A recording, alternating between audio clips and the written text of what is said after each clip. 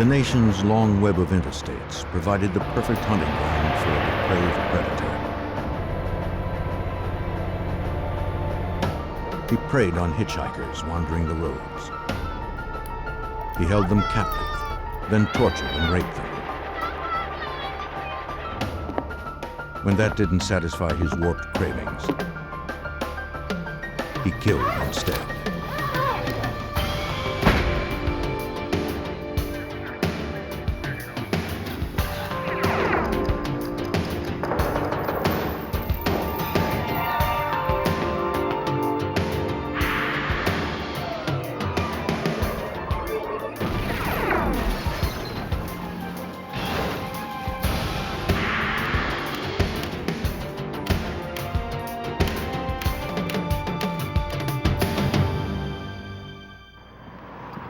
Across the nation, a serial rapist targeted unsuspecting women.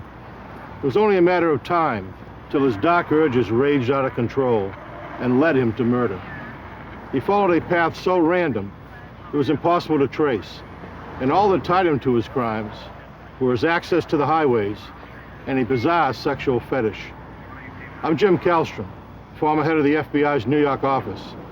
When investigators believed the suspect had committed dozens of murders, the FBI was determined to put the brakes on his nationwide rampage.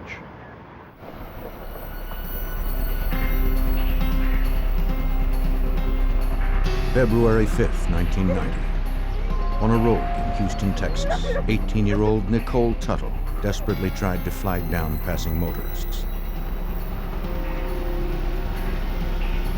Someone finally stopped for the bruised and bleeding woman. Oh my God.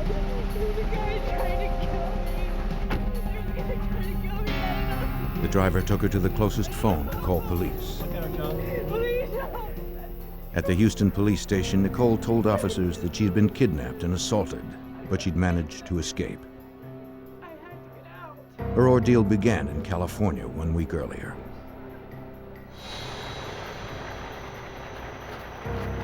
On January 29th, she hitched a ride from a trucker at a rest stop. He said his name was Dusty and that he was headed east through Arizona. After a few hours on the road, she fell asleep in the back compartment of his truck. It seemed that was exactly what he was waiting for. He climbed in back and overpowered her. Before she was fully awake, he chained her to the walls and gagged her with a horse bit. The trucker whipped her and pierced her with pins and fishhooks. He also raped and sodomized her. Nicole told police that she was chained inside the cab for 6 days. Her ordeal didn't end there. Inside his Houston apartment, the trucker allowed her to bathe, then chained her to the bed and raped her again. She watched helplessly as he approached her with a straight razor. He pressed the blade close to her scalp and began to slice off her hair. After 3 hours, he forced her back into the truck. This time, he failed to bind her. When they stopped at a brewery, he left her alone as he walked inside to sign for his new freight. Do you know how many days that you were in the truck? Nicole knew this might be her only chance. Where did you... She ran for it, still wearing a dog leash around her neck. I needed to go to California. Houston police stopped a trucker in the area whose rig fit Nicole's description. And it... She said he was not the man who attacked her. A background check revealed no outstanding warrants or convictions, so police released the trucker. Nicole told the officers to stop searching. She was too frightened to testify against her attacker. She just wanted to go home to California. On February 5th, the same day that Nicole escaped, another young woman was on the highway thumbing for rides. Just 15 miles away in Pasadena, Texas, 14-year-old Regina K. Walters was running away with her new boyfriend. Her parents were divorced, and Regina usually stayed with her father in Houston. She'd been visiting her mother for a few days when she fled and began hitchhiking. Whether she was following the lead of her new teenage boyfriend or just testing her independence, a trucker soon stopped for the pretty young girl.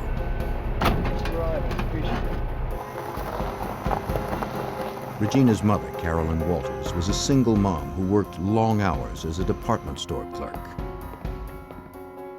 When she came home from work, she was surprised to find her daughter was not home. Regina? Her daughter did not answer. Regina? Carolyn found no notes and saw no other signs that her daughter had been back to the house. She checked the answering machine, but Regina had left no messages. Carolyn called her daughter's friends and Regina's father in Houston. Hello, Chris. No one had heard from the girl. Is Regina there? The distraught mother reported her daughter as a missing person to Pasadena, Texas police. I'm Detective Jackson. How are you? She spoke with a detective from the juvenile section, providing the officer with Regina's description. Her 14-year-old daughter was about 5 feet tall, weighed 95 pounds, and had long, curly brown hair. The detective asked Carolyn what steps she had taken so far to find her. Has anyone heard from her? Carolyn had posted missing persons flyers, but no one had yet Has she done this responded. before? The worried mother hadn't heard from her daughter since they argued 2 Form, nights and we before. will try to see what we can do. At 9:30 that night, Regina told her mother she was going to visit a friend.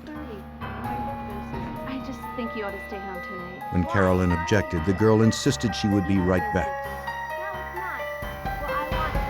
Regina, what? Against her better judgment, Carolyn relented, trusting that Regina would call if she stayed out later.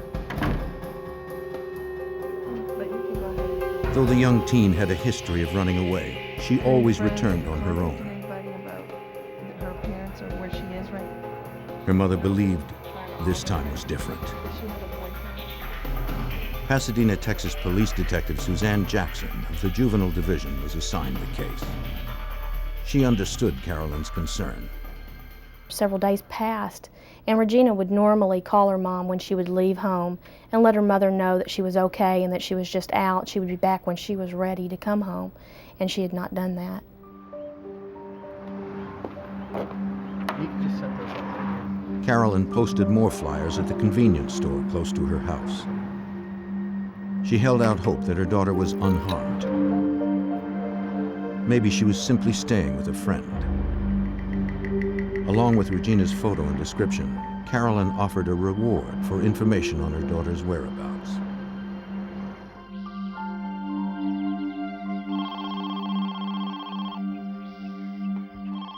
"5 days after Regina's disappearance, Carolyn received a phone call. You know someone who's been with my daughter? The caller had seen Regina talking to 2 young men on the evening she left her mother's house. Okay. The person only knew the men as Billy and Ricky, Bye-bye now. but she remembered that Billy had a girlfriend with the peculiar name of Urena. Carolyn immediately called May I police. speak to Detective Jackson, please? The following day, a second caller gave Carolyn the address of an apartment where he had seen Regina at a party 2 days before. Here it is. Doesn't sound When like police you- arrived, no one answered. Okay. The manager told them the apartment was rented to a man named Billy Wayne Gibbs. The next morning, the detective told her colleagues about the case. She mentioned she was looking for Gibbs in connection with Regina's disappearance. She was also looking for 2 others, a woman named Urena and a man named Ricky. She didn't know their last names. To her surprise, the officers did. Billy Wayne Gibbs had a girlfriend named Urena Sweet and a friend named Ricky Lee Jones. The 3 were wanted in connection with an auto theft. Units were dispatched to Gibbs' apartment to wait for his return. Officers patrolled the nearby road. After several hours of surveillance, they picked up 17-year-old Gibbs and his girlfriend Urena near his apartment. Police handcuffed the young couple and brought them to the station for questioning.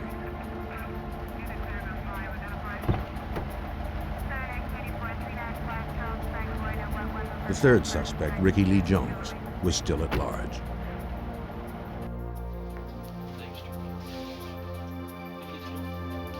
The arresting officer asked Gibbs if he had seen Regina or Ricky Lee Jones. Gibbs said he had spoken to them 4 days ago, but not since. He told police that Ricky and Regina were in love and planned to run away to Mexico, where Ricky had relatives. The detectives suspected that 18-year-old Jones had another reason for leaving town. If he were caught with Regina, he could be charged with contributing to the delinquency of a minor. Regina was 14, and they obviously were boyfriend and girlfriend at the time. When they saw the flyers that the mother had left out with reward on her location, they decided it would be best to leave the area so they wouldn't be caught. And that's when they decided to leave the area, hitchhike to Mexico. The detective learned that Ricky Lee Jones was already on probation for theft. Fleeing jurisdiction was a parole violation. She issued a warrant for his arrest.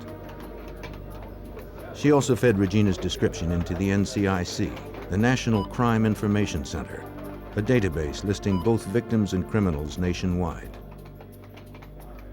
If Regina were located by any police department in the country, Pasadena, Texas police would be notified. Until then, with no known address or vehicle, it would be difficult to find the pair. 15 miles away, Houston police interviewed Jerry Walters, Regina's divorced father. He told them he had received a disturbing call on his unlisted home number on the evening of March 17th. The conversation was brief, and Walters did not recognize the caller's voice.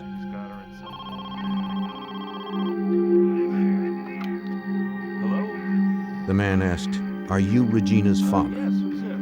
When Walters replied yes, the man told him he knew where to find Regina.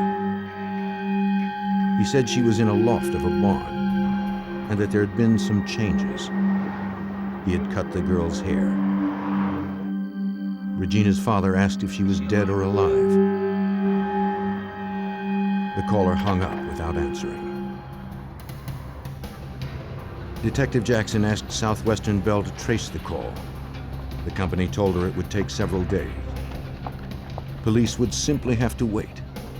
Aside from the phone records, the trail of the missing 14-year-old and her boyfriend was stone cold.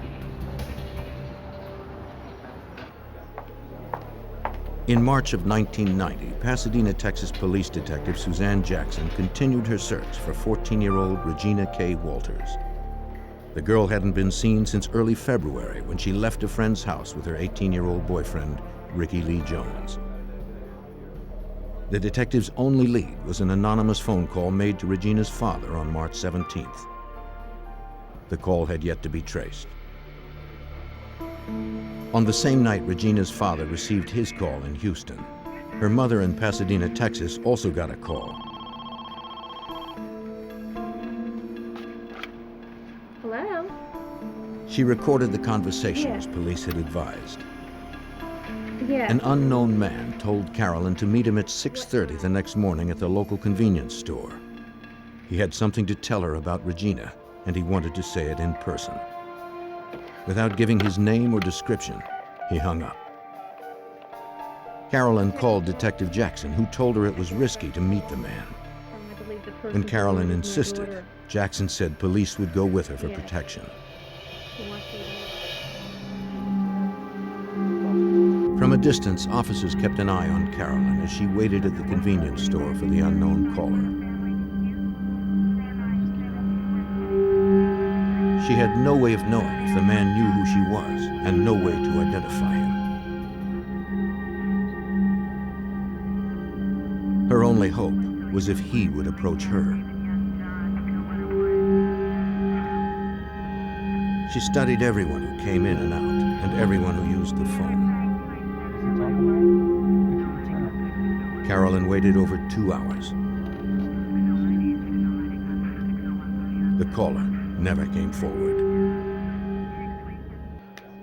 2 days later, Pasadena, Texas police received the phone records for both calls to Regina's parents. They learned that the call to Regina's father in Houston was made from a gas station in Ennis, Texas, 200 miles northwest of where she was last seen. The call to her mother's home in Pasadena, Texas, was made from a payphone only a few blocks away. At that particular time, it was obvious that we were becoming very concerned about Regina's whereabouts. With the phone calls and the information that we received, we were pretty sure that there was going to be foul play involved. 2 weeks later, Carolyn told Detective Jackson that the man who had called her before wanted to set up another meeting at the same convenience store. Police traced the call to a nearby payphone. The caller had already fled. On April 23rd, police found a partial skeleton of a small female near a riverbank in Pasadena, Texas. They determined the young girl's age and weight was close to Regina's. Detective Suzanne Jackson brought Regina's dental records to the medical examiner. I went to the ME's office with my information. We did a comparison on some dental x-rays and found that this particular person was not Regina. Months went by with no leads. Regina's parents feared the worst. On October 12th, 2 boys were playing near a dirt road in Manville, Texas, 26 miles south of Houston. Close to the road, they came across a wood pile. They found something they'd never forget: human remains. They ran home to tell their parents, who called police. Officers arrived and secured the area. They could not identify the body at the site. It was too badly decomposed, and there was no wallet or identification nearby. All police could guess was that the victim was a child or young adult. They hoped an autopsy would tell them more. The Pasadena, Texas detective traveled to the Harris County Medical Examiner's office, bringing Regina's dental records. So you almost have a match right The there. ME compared those records to x-rays taken of the corpse. But then you get everything you can obviously. They did not match. It was a little disappointing, although we were very relieved that it was not Regina.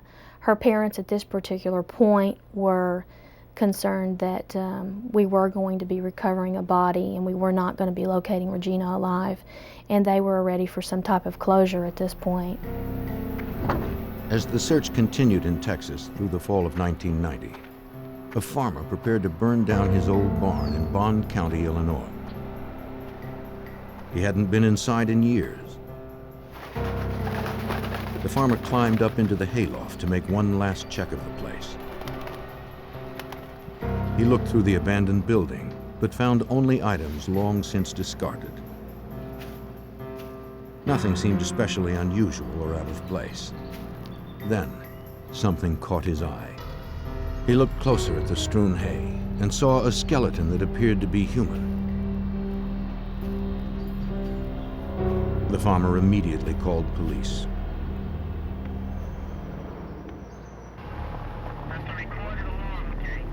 In October of 1990, as Detective Jackson hunted in Texas for 14-year-old Regina K. Walters, a decayed body was found in the hayloft of an abandoned barn in Bond County, Illinois. Agent Mike Sheely of the Illinois State Police responded to the scene.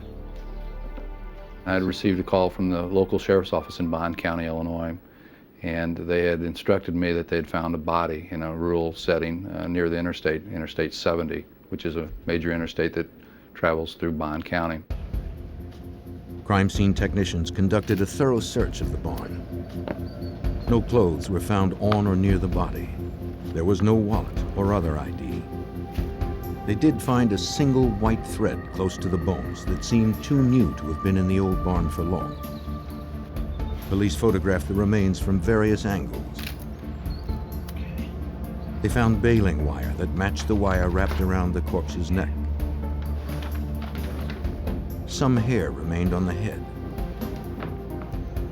Because the skull was so small, police believed the victim was probably a child. The people of nearby Greenville had not seen a murder in 10 years. The anonymity of this crime was especially disturbing. Police had no way of knowing if the victim was from the area or just dumped there by someone passing through on nearby Interstate 70. At first, they weren't even sure of the corpse's age or sex. Forensic anthropologist Mark Johnsey was called in to conduct an examination.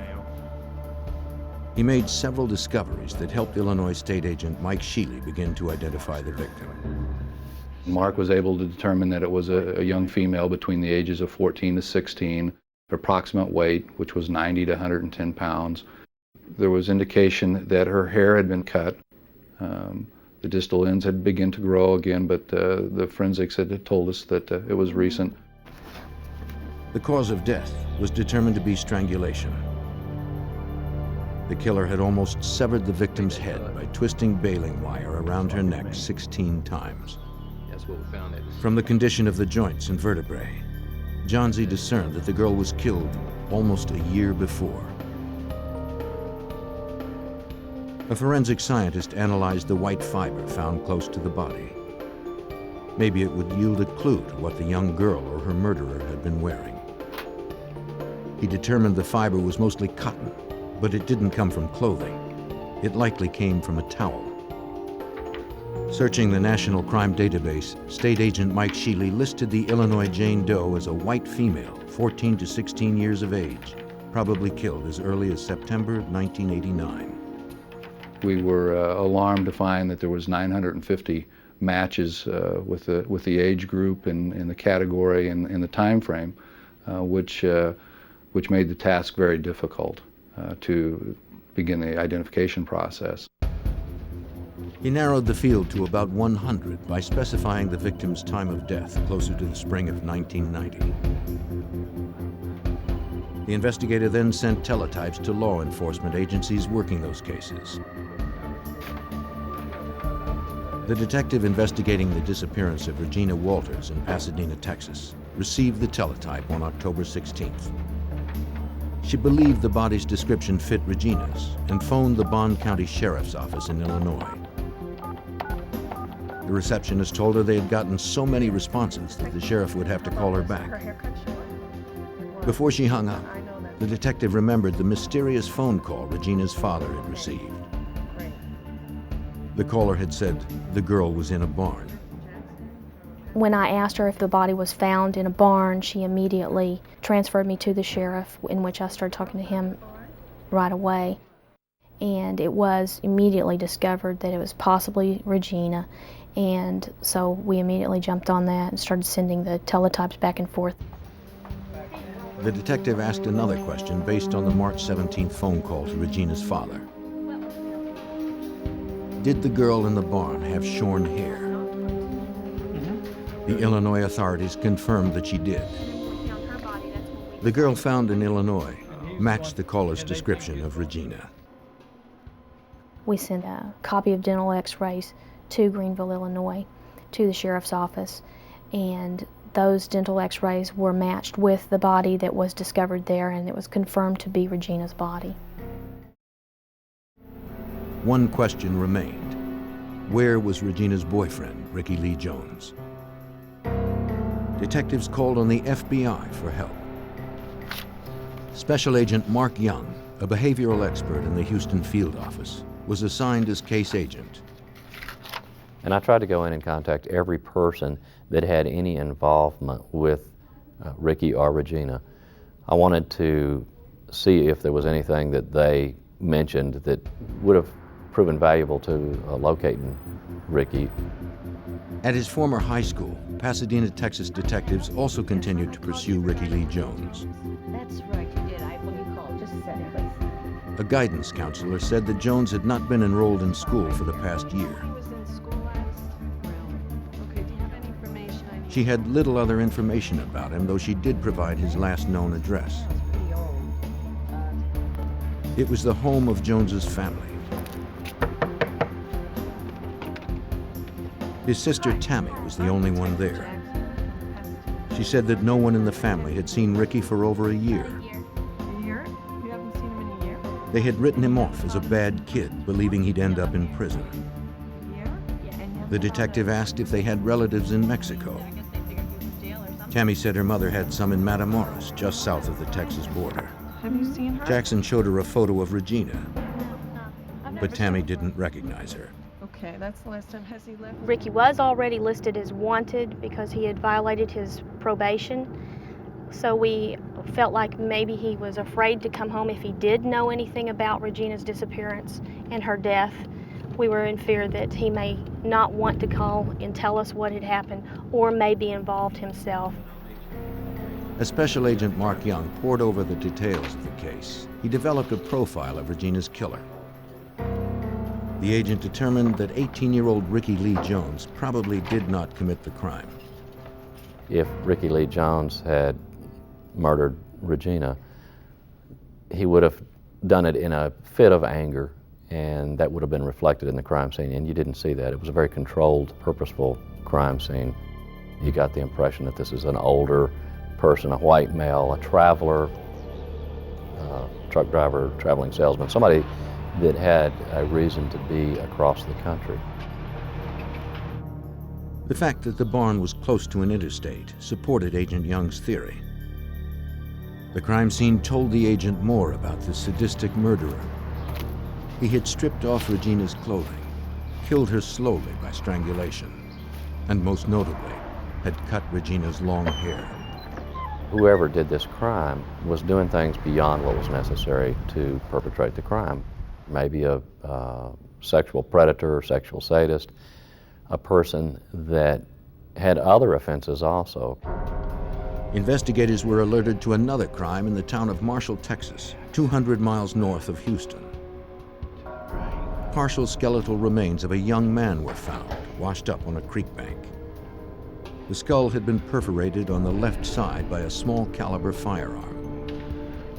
Though there was little evidence to positively identify the body, the victim's age and location led police to conclude it was probably Ricky Lee Jones. I came to the conclusion that there were no other leads to cover in this case. For all intents and purposes, the case was closed in our division. We had nowhere else to go. To investigators, it looked like the man who had killed Regina K. Walters and her boyfriend had gotten away with murder. As the hunt for a sadistic killer ground to a halt in Pasadena, Texas, 1,000 miles west in Arizona, authorities encountered a problem on their own highways. An Arizona highway patrolman was at the end of his shift when he came across a tractor-trailer parked on the side of an interstate on-ramp. The rig had to be moved.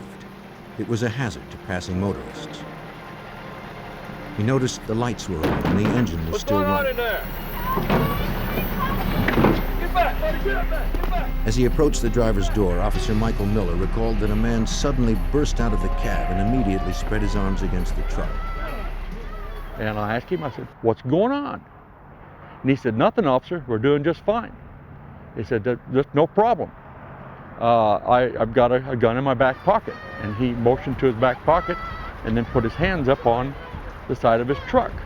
This was kind of an unusual situation. And I could still hear the woman screaming on the inside of the truck. Miller cuffed Robert Ben Rhodes and escorted the trucker back to his car to question him further. He said it was just fine. They were there together in a, I guess you would call it, consenting situation.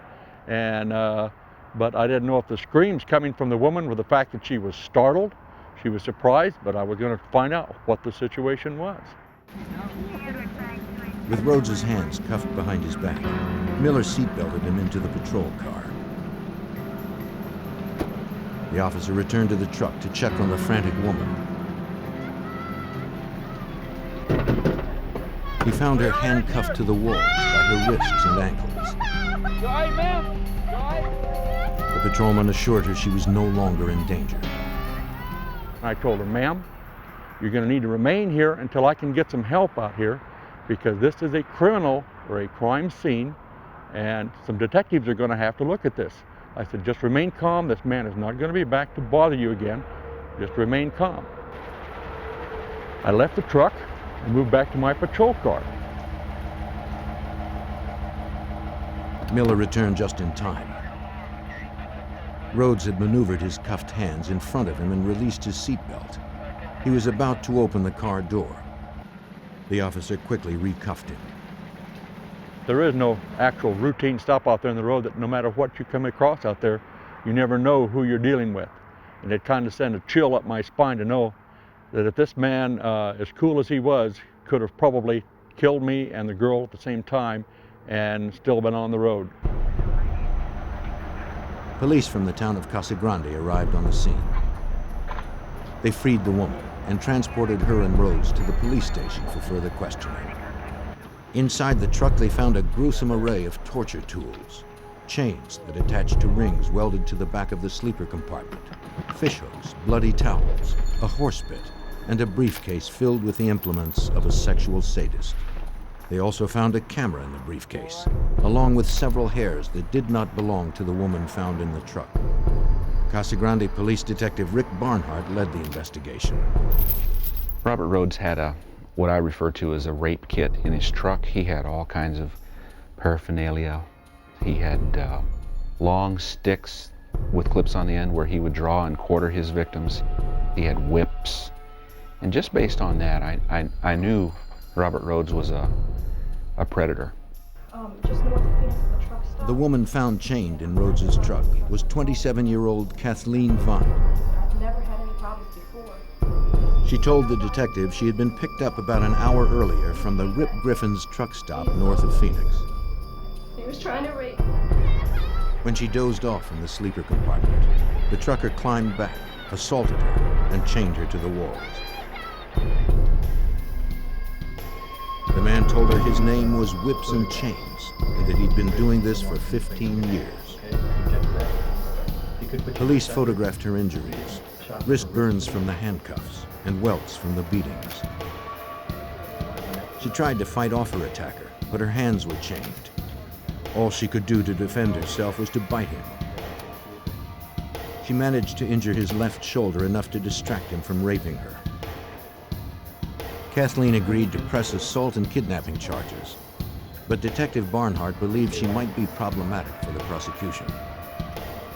My interview with Kathleen was really sort of bizarre.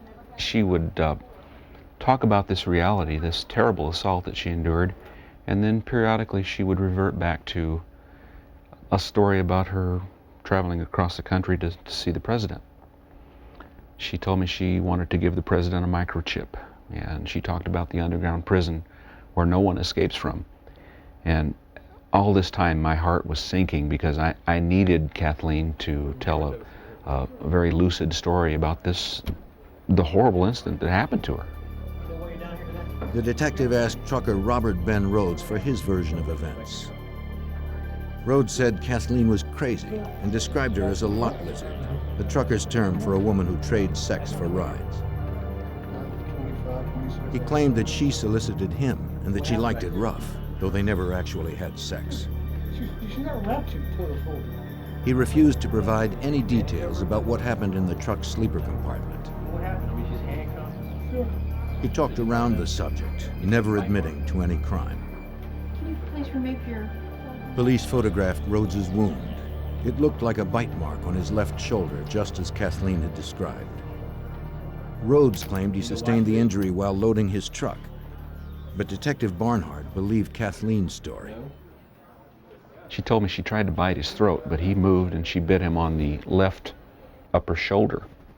And we've got a photo of her bite mark, and her story completely corroborated, what happened in that sleeper cab. Local prosecutors arrested Robert Ben Rhodes and held him for aggravated assault, sexual assault, and unlawful imprisonment. But their only witness, Kathleen Vine, suffered from paranoid delusions. To keep him behind bars, they needed additional witnesses. Kathleen's claim that Rhodes had been kidnapping women for 15 years haunted Detective Barnhart. He entered Rhodes's name into the NCIC in case other agencies had reported similar crimes. As the detective pursued the case, it made headlines across the Southwest.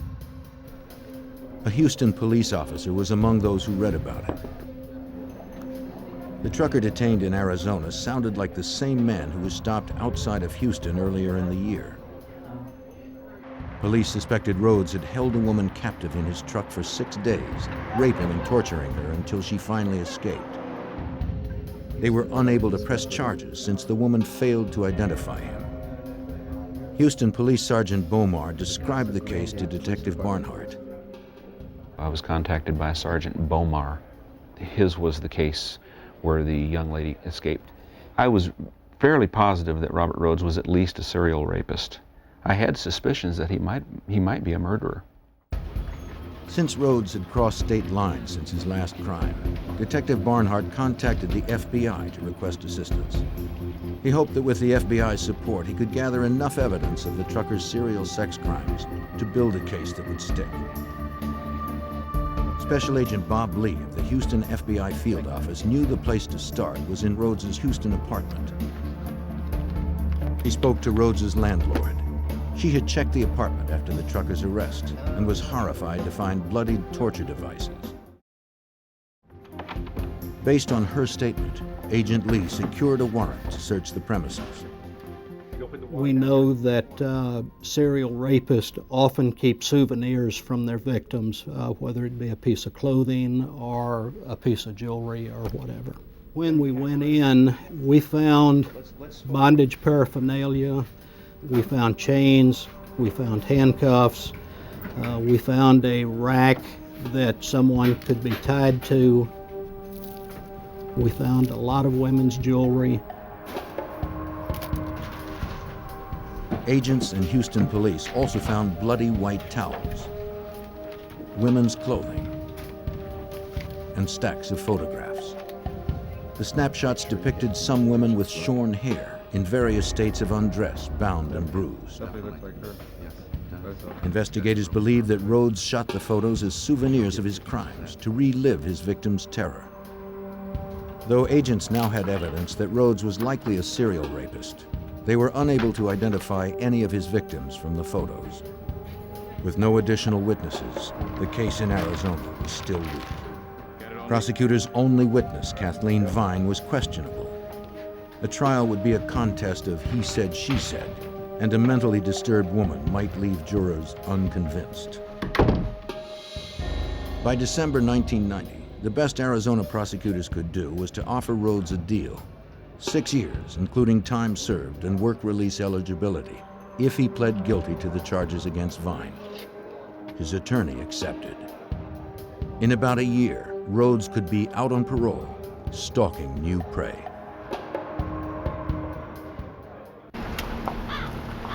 By October 1991, a year after 14-year-old Regina K. Walters was found murdered in Illinois, her case remained unsolved. Special Agent Mark Young, an FBI profiler, predicted the murderer was probably a trucker or traveling salesman with prior sexual offenses. His signature behavior was to hack off his victim's hair. Agent Young spoke to area law enforcement agencies hoping they had open cases that might match the profile. One day, Bob Lee, who was an agent in the FBI on the Violent Crime Squad, overheard me talking on the phone to a police officer. And he said, hey, I had a case I had worked a few months back where a truck driver kidnapped a young girl and her head hair was cut just like you're saying. The victim's name was Nicole Tuttle. She had also been raped repeatedly and had escaped the day Regina Walters and Ricky Lee Jones were last seen alive, on Monday, February 5th, 1990. That same day, Houston police had stopped a trucker named Robert Ben Rhodes, who fit Nicole's description of her attacker. At the time, she told the officers it was the wrong man. Special Agent Bob Lee from the FBI's Houston field office recalled that Nicole later changed her story in the hospital where she was treated for her wounds. Later that night, she told the detectives that Robert Ben Rhodes was in fact the individual that had kidnapped her. When asked if she wanted to press charges, she told the police officer that all she wanted to do was go home. Lee also told Agent Young that Nicole was not the trucker's only victim. Rhodes was serving time in an Arizona prison for the assault of Kathleen Vine and was eligible for work release in just 3 months. The agent then described the search of the trucker's residence. And he said, we found some photographs in his apartment, some of his own pictures, with somebody else with short hair, who it seems like she was at a barn. The chilling photos portrayed a young girl at different locations, wearing a variety of seductive outfits. At the barn, she was in a black dress, shielding herself from Rhodes's camera. When I saw those photos, I said, this is Regina Walters. In order to verify that, I went to the family and I got several of their pictures, and there are facial characteristics and markings that exactly duplicated the pictures Rhodes took. The FBI began to build a kidnapping and murder case against Robert Ben Rhodes. They revisited the evidence from the search of Rhodes's apartment and found more photos of Regina. They also found several articles of women's clothing, including a black dress, which lab examiners confirmed was the dress Regina had worn in the photos. Illinois State Agent Mike Sheely was notified. He forwarded the evidence found in the Greenville barn to the FBI lab in Houston. Lab examiners discovered that the cotton fiber recovered in Illinois was consistent with the bloody towels found in Rhodes's Houston apartment, but the results were inconclusive since that type of towel was so common. Detective Jackson from Pasadena, Texas, met with agents Sheely, Young, and Lee at the Houston FBI field office to discuss what they needed for a solid indictment against Rhodes, not only for Regina's murder, but for crimes against his other nameless victims. With Rhodes nearing his release date, Illinois State Agent Mike Sheely knew they were racing against the clock. He was eligible for parole, and that he was actually eligible to work outside the prison almost on a release system. And so we were under pressure to have the indictments and to get him arrested on our charges. You have a seat here. Agents interviewed Rhodes's former Houston employer, Mike Eggleton. The trucking firm owner was not surprised to see him. Eggleton had been questioned by authorities about Rhodes before. A few years back, local police suspected the trucker of assaulting a woman in the back of his rig, but no formal charges were ever filed. The truck Rhodes had driven had been sold, but Eggleton provided its vehicle identification number, as well as Rhodes's trucking logs and fuel receipts. While agents waited for a trace to come back on the truck's ID number, the team began to assemble a timeline of the trucker's travels. Agents found fuel receipts from a gas station in Ennis, Texas, dated March 17, 1990, the same place and date as the call made to Regina's father, Jerry Walters. Oklahoma City. Several of the local calls to Regina's mother, Carolyn, also coincided with Rhodes's time in Houston. One question about the calls remained. The killer could easily have gotten Carolyn's number from missing persons flyers posted around town. But how had he gotten Jerry Walters' unlisted home number? Agent Young found the answer in evidence stored in Arizona. It was in that evidence that we located Regina Walters' little spiral notebook. And the front cover was all of her personal information, her mother's address and phone number, and her father's. When Young flipped the notebook over, he found something even more disturbing. A message that he believed was written by Rhodes himself. A knife and gun were drawn above a phrase that appeared to have blood dripping off its letters. The phrase read, "Ricky's a dead man." Only a DNA test would confirm if the partial remains of the young man found in southeast Texas was Ricky Lee Jones. Unfortunately, investigators lacked a known source of Jones's DNA to perform a comparison. And everywhere else. Since Rhodes claimed to have been abducting and torturing his victims for the past 15 years, the team submitted their timeline to VICAP, the Violent Criminal Apprehension Program, an FBI database that lists thousands of solved and unsolved crimes nationwide. Despite the limited information and gaps in the timeline, Detective Jackson was not surprised when the system returned over 50 possible matches with open homicide and missing persons cases. His trips from Houston to Baltimore to LA and back in a matter of 4 to 5 days at a time could just give you an idea of how many people he has access to and remote locations that he could abuse these people and dispose of them. A week later, agents tracked down Rhodes's truck in Houston. 2 years had passed since Rhodes had driven the rig. The cab had since been steam cleaned, repainted, and used by other drivers. But evidence of his crimes somehow survived. Investigators recovered a single strand of head hair that was consistent with Regina's. Miraculously, they also found a small fingerprint on the vinyl upholstery in the sleeper compartment that matched her prints. That proved she had been in the truck, but it did not prove when or whether she'd been there against her will. By January of 1992, almost 2 years after Regina had disappeared, investigators determined the evidence was not decisive enough to prove interstate kidnapping. They dropped the federal case. With Rhodes's parole hearing just a week away, investigators convinced the Bond County prosecutor to press charges in Illinois for capital murder. They knew the evidence was circumstantial, but they pressed on.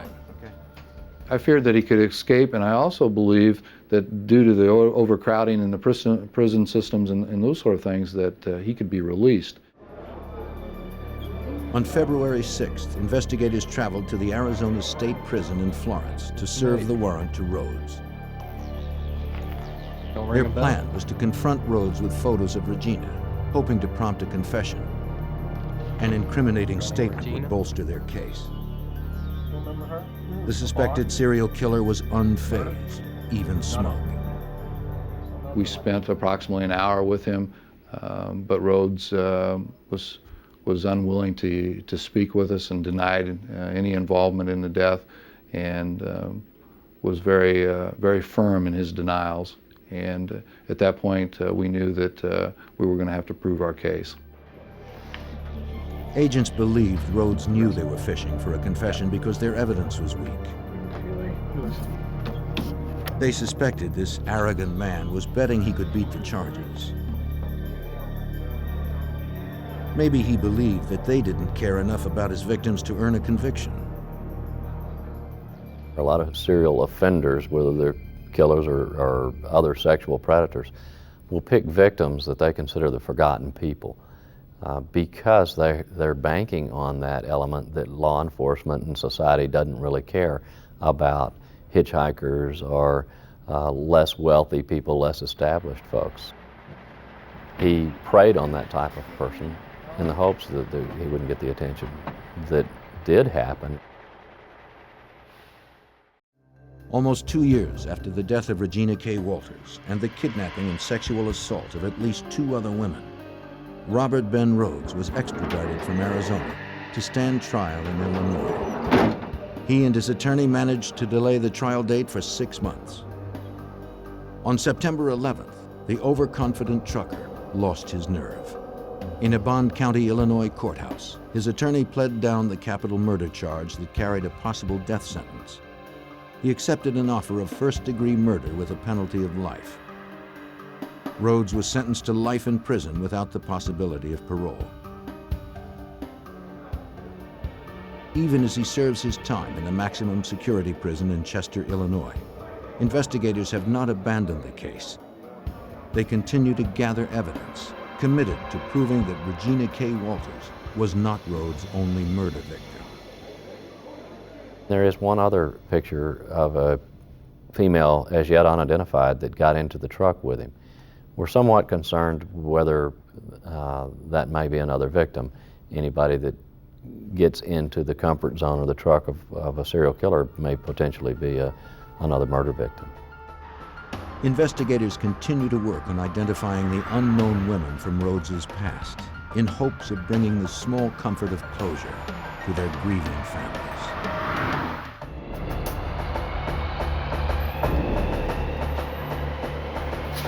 In the 1990s, a close-knit immigrant community was terrorized by one of its own. Those who turned to the police for help found themselves threatened or killed.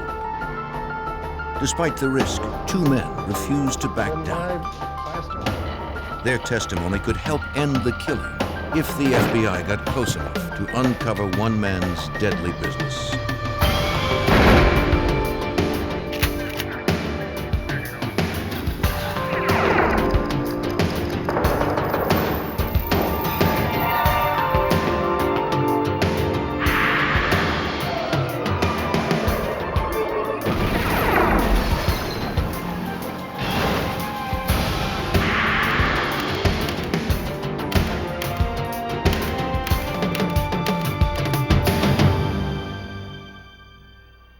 Many immigrants escape the poverty of India to start new lives in the United States.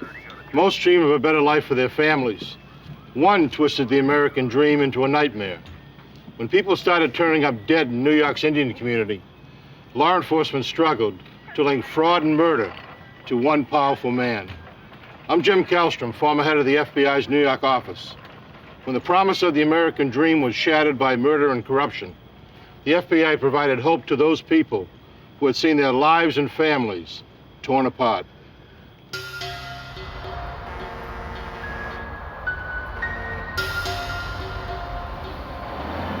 July 9th, 1995. Gas station attendant Kulwant Singh commuted to a gas station in the Bronx to work the late shift.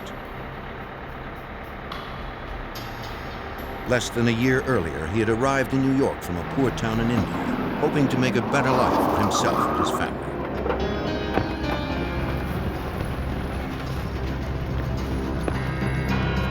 That night, he disappeared.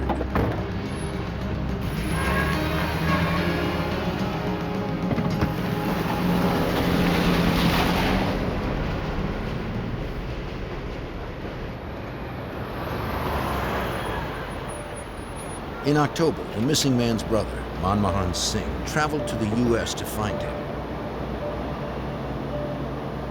He hadn't heard from his brother in months. It wasn't like him not to write or call. He began his search in Queens at the address of one of his brother's friends. His name was Satinderjit Singh. His family was from the same village as the missing attendants. Although this friend had the same last name, he was not related.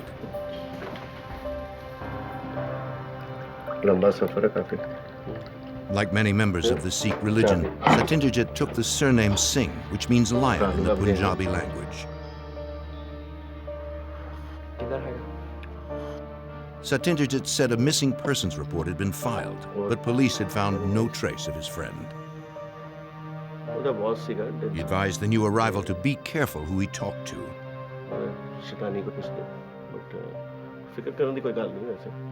Searching for the brother would be dangerous.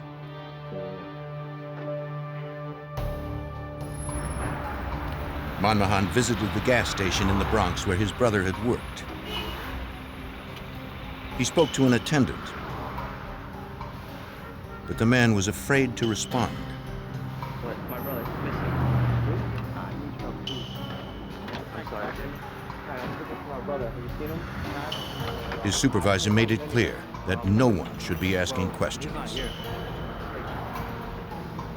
The employee was instructed to keep quiet.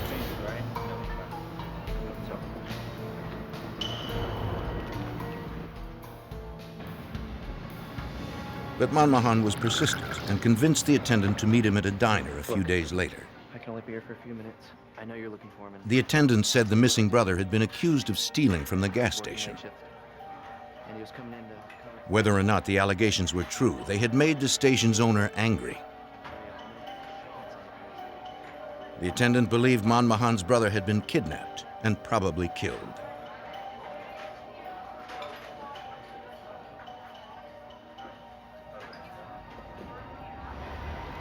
By March of 1997, a year and a half after his brother's abduction, Manmohan took a job at a gas station in New York. He worked nights so he could spend his days secretly gathering information.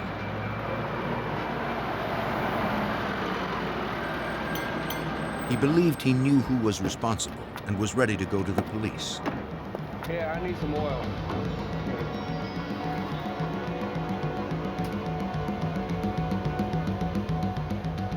Then, on the night of March 16, 1997, he was silenced.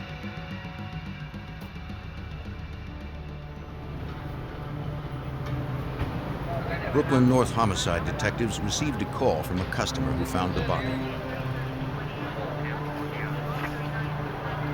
105, 1025. They photographed the crime scene to record its condition, then gathered evidence. They collected 2 shell casings from a 9mm Ruger.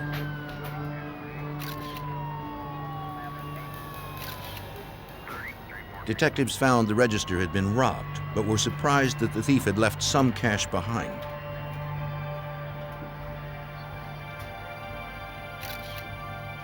Police also found no fingerprints. Detective Tony Brazzata concluded that robbery was not the prime motive. We examined the scene, and it looked like it was a typical gas station robbery at the beginning, but then examining the scene thoroughly, it seemed that it was more like an assassination, or this person was a target, because he was shot very close range behind the head, and he was on his knees. Detectives visited the Sikh temple where the funeral was being held. They knew this immigrant community was wary of outsiders, but hoped to find friends of the victim willing to talk. Good, how you doing? Satyendra Singh stepped forward. He told detectives that he knew the slain man.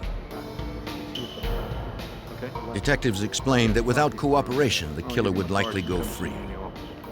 Okay. Yep, very good. Although he knew he was jeopardizing his own safety, he promised to meet with detectives and help them in any way he could. The following day, Satyendra Singh came to the police station as promised. Yes, sir. He brought with him another witness, Sarvjit, who was also willing to talk. They told detectives they believed a wealthy and powerful Indian man named Dinza had ordered the murder of their friend, as well as the abduction of their friend's brother. Dinza was a corrupt and ruthless businessman who was well known in the Sikh community. Like many others, he had come to the U.S. from India in the mid-1980s with only a few dollars in his pocket. But his story was different than most. He had amassed an empire of more than 50 gas stations in and around New York City. And which was common with all The witnesses knew several of Dinza's employees and explained to Detective Teddy Braun that the millionaire would stop at nothing to protect his business. His whole thing was fear. He used the fear tactic that he had this community petrified of him. I mean, to the point where he could walk in and do something in front of hundreds of people and no one's going to say nothing. Police also learned that Dinza was no stranger to crime. His record included convictions for felony assault, kidnapping, robbery, gas pump fraud, and weapons possession. He'd served time, but always managed to get back on the street to run his mafia-style operation. Within the Sikh community, Dinza was known as the Indian Godfather.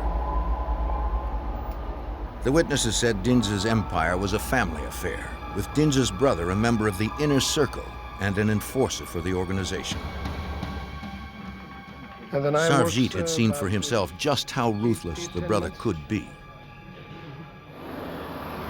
In 1993, outside a Queens restaurant, the informant witnessed Dinza's brother arguing with a man. The disagreement ended with Dinza's brother shooting him at close range. Sarvjit rushed to the victim's side, but it was too late. Dinza's brother was spirited out of the country to India.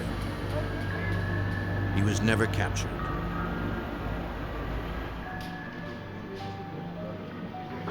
The witnesses now told the detectives that they'd heard the brother would soon be returning to America. They were risking their lives talking to police, but they couldn't let the violence continue. Yes, sir. Both promised to report when Dinza's brother arrived. He's going to be coming back to the United States because Dinza's company was getting so big that Dinza needed another hand. And Dinza was the type of person where he'd rather have family hands-on than outsiders when it came to his money. True to their word, in May of 1997, the witnesses told police that Dinza's brother was back in New York. Police set up outside the warehouse of Dinza's headquarters in Brooklyn, waiting for his brother to arrive. In front, it's clear. Both witnesses were present to assist police with identifying the murder suspect.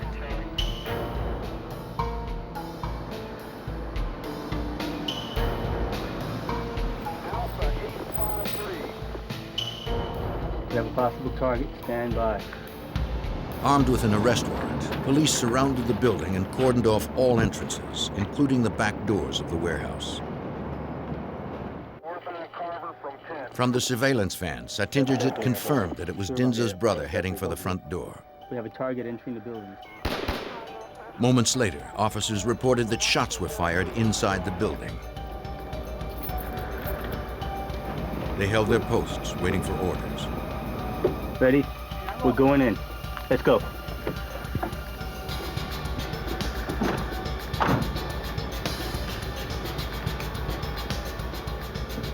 Officers forcibly entered the front of the building.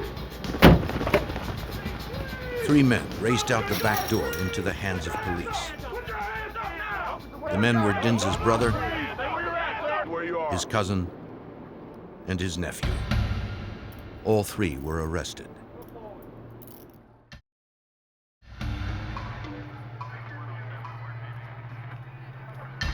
Quickly securing a search warrant, police confiscated firearms, 7 pistols, a shotgun, and a silenced machine gun. As they loaded the contraband into a police car, Dinza himself arrived at the scene. He protested the seizure, claiming that the building and guns were his property.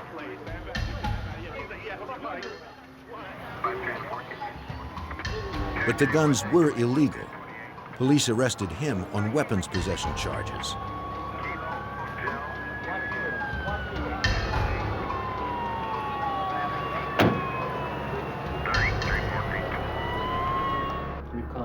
They took him to the 112th precinct, where Dinza was booked and fingerprinted. Police pressured him to cooperate. They had 2 witnesses who would testify against him and his brother for murder. Insisting he was innocent, he refused to talk.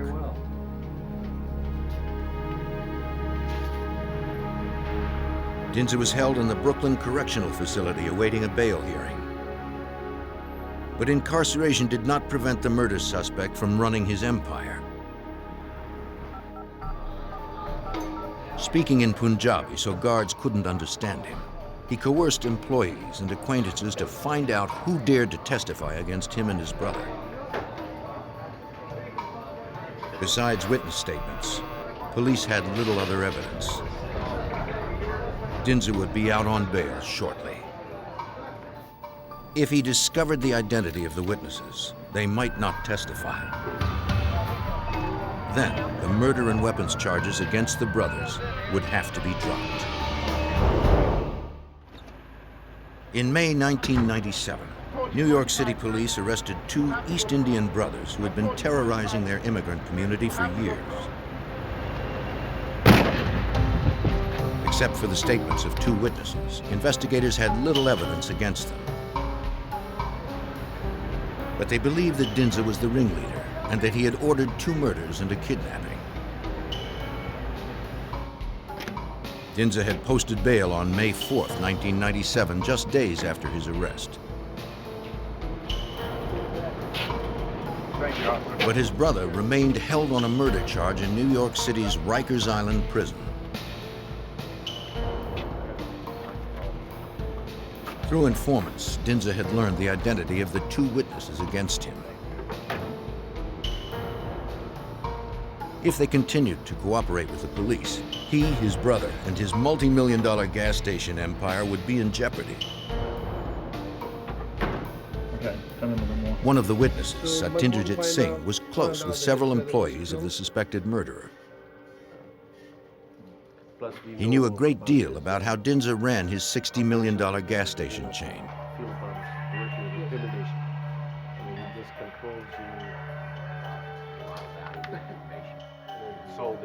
He said that Dinza rigged pumps, skimmed profits, and ordered people abducted if they talked. How much did you know about Dinza, what you told? Detectives believed the information was compelling enough to seek an indictment.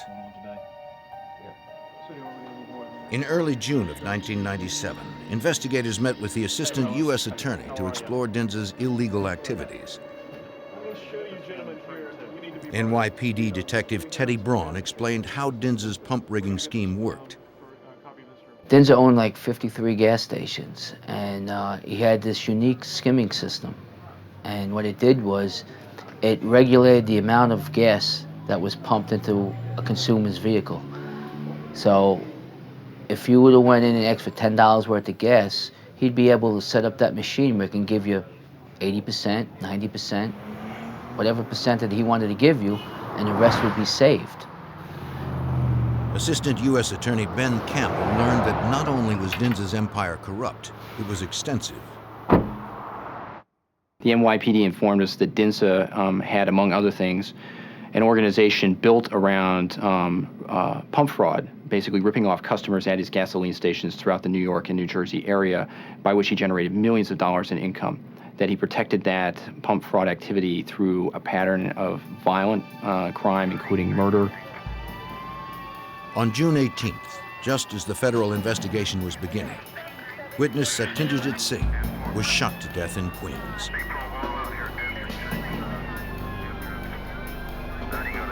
It was the day before Dinza's brother, suspected of murder, was scheduled to attend a hearing.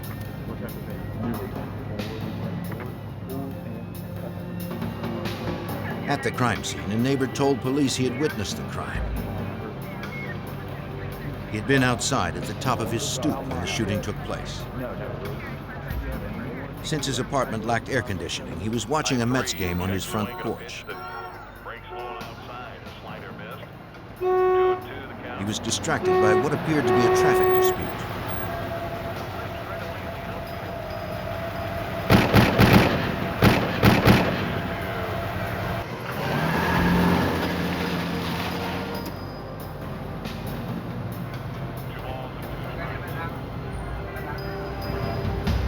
The neighbor described the shooter as a tall African-American male, but he never saw his face.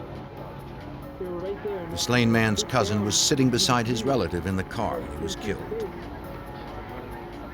The cousin told police it had all happened so fast. He was too shaken to remember any details.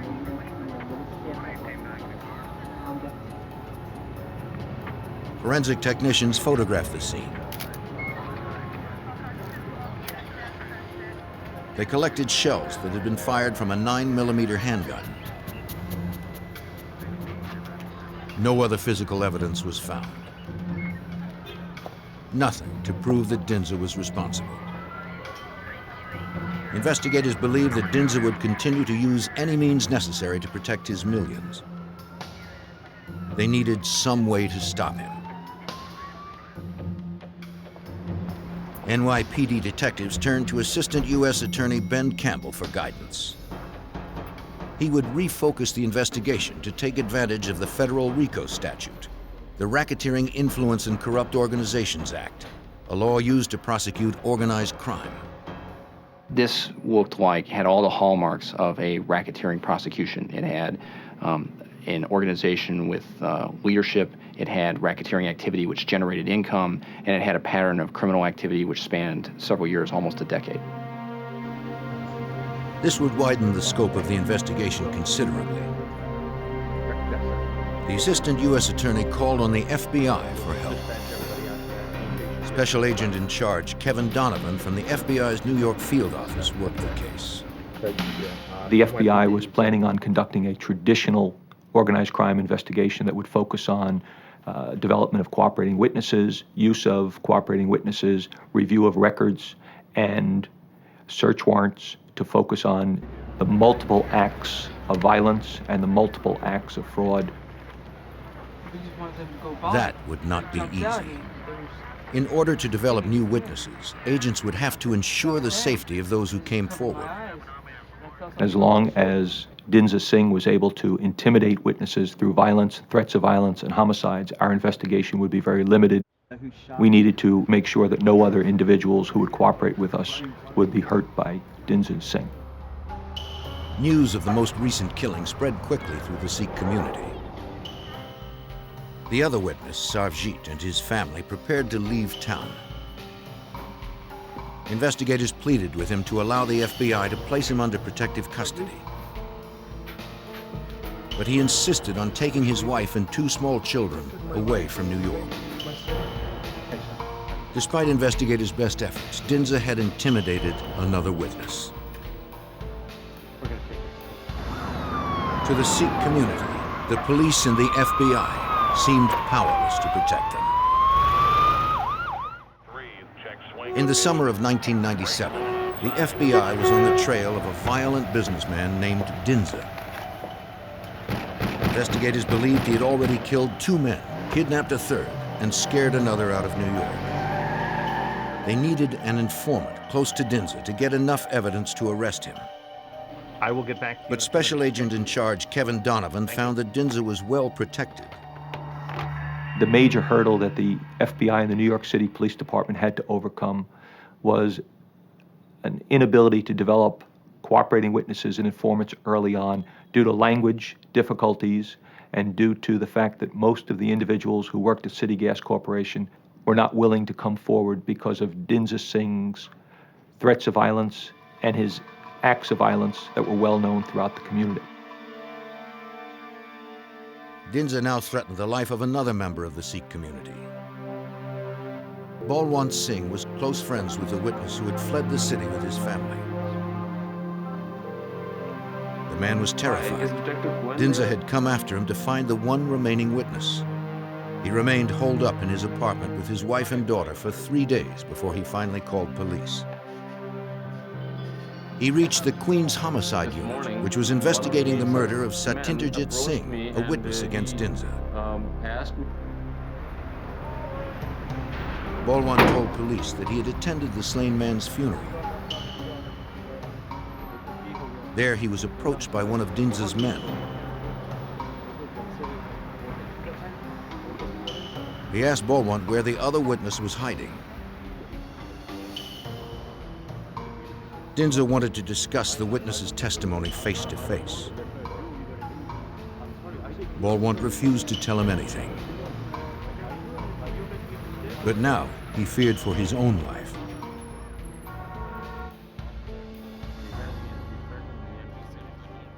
Police told him that they would discuss the possibility of providing him and his family with protective custody. 2 detectives would be right over. Since the funeral, he had been ignoring the demands of the construction company he owned.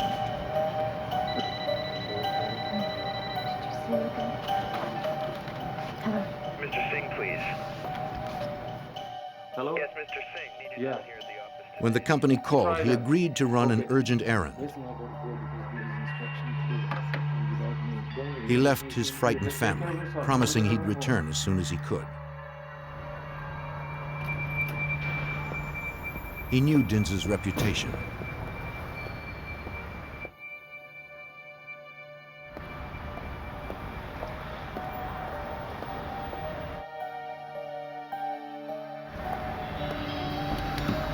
It would be difficult to avoid him for very long.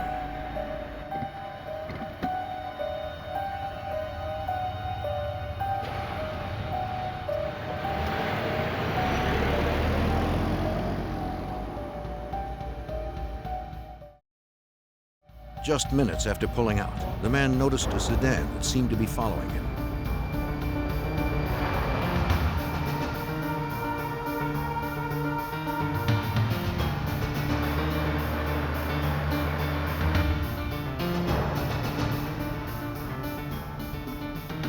It was Dinsa.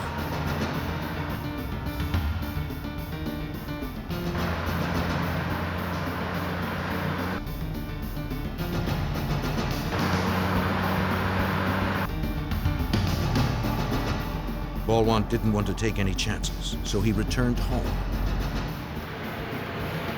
Dinza sped away. As detectives headed for Balwant's apartment, they received a page.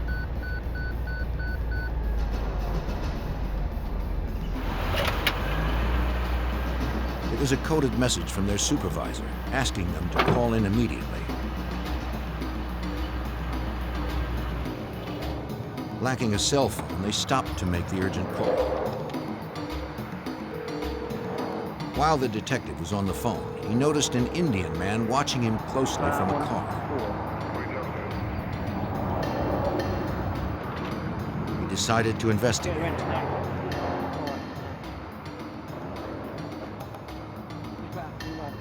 The detectives asked the driver for his license and registration.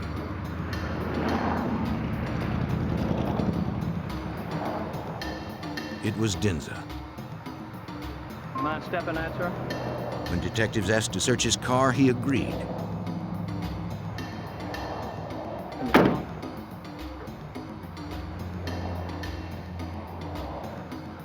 Inside, they found some gas receipts. In the trunk, detectives also found electronic gauges for gas pumps.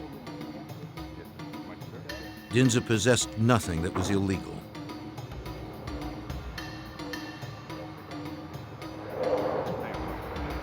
Since there was no outstanding warrant for his arrest, detectives let him go.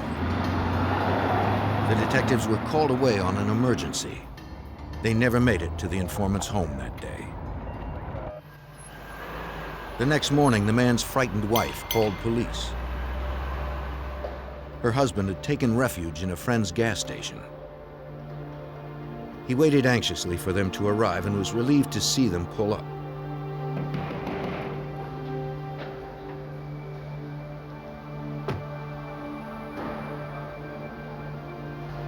His wife and daughter were picked up moments later.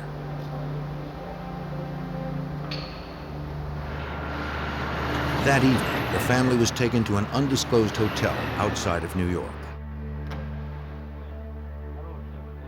The family would hide there under police protection until Dinza could be arrested.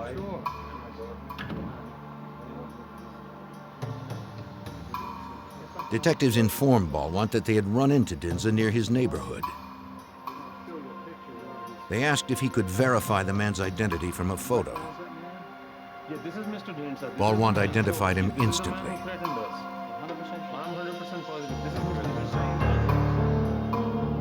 Investigators had one more witness in their case against the deadly businessman, but they still lacked sufficient evidence to make an arrest. In July of 1997, FBI agents and NYPD detectives believed gas station mogul Dinza was the man behind the murders of 2 Indian immigrants and the disappearance of a third. Investigators had little evidence to prove their theory, and Dinza's intimidation had silenced most witnesses. But a few among the community were tired of living in fear. At the end of July, Brooklyn North homicide detective Teddy Braun interviewed a source close to Dinza. During the interview with the confidential informant, my partner Tony Rosada came across a name Marvin, who was linked as Dinza Singh's strong arm. The man's full name was Marvin Dodson. He was a 35-year-old African-American male. Detectives discovered that he had an arrest record for illegal firearms. Any of these men look familiar? They showed a photo lineup to the cousin of the slain witness who was in the car when the shooting occurred. You recognize any of these men? He immediately identified Dodson as the gunman. Detective Anthony Brazada now began searching for Marvin Dodson. My partner and myself put together a list of various locations, like about 6 or 8 locations where he hung out, his residence, his relatives. On July 4th, 1997, police cornered Dodson in a Queens neighborhood. Marvin Dodson! Turn off your ignition! Throw your keys out the window now! Do it!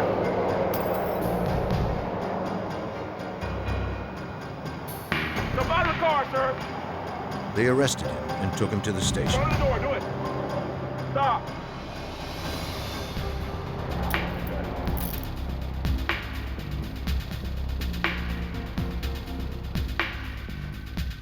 Dodson agreed to testify against Dinza in return for a lighter sentence. On Sunday morning, July 6, 1997, Dodson and his attorney met with Queens homicide detectives, the assistant U.S. attorney, and the FBI.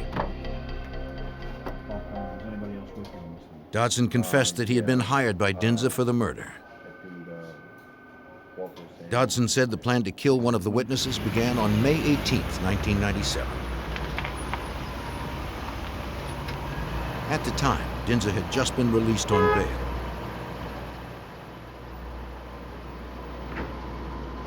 Dodson would be the trigger man, hired to kill the witness scheduled to testify against Dinza and his brother. First, they picked up the murder weapon, a 9mm Ruger. The same caliber of shell casings were later collected at the crime scene. Dodson told investigators that Dinza then ordered him to hire a driver for the hit. Go ahead and tell us a story. Dinza's next move was to conduct surveillance of the witnesses. Assistant U.S. Attorney Ben Campbell recalls that Dinza provided Dodson with all the information he'd need to get to Satyendra Singh.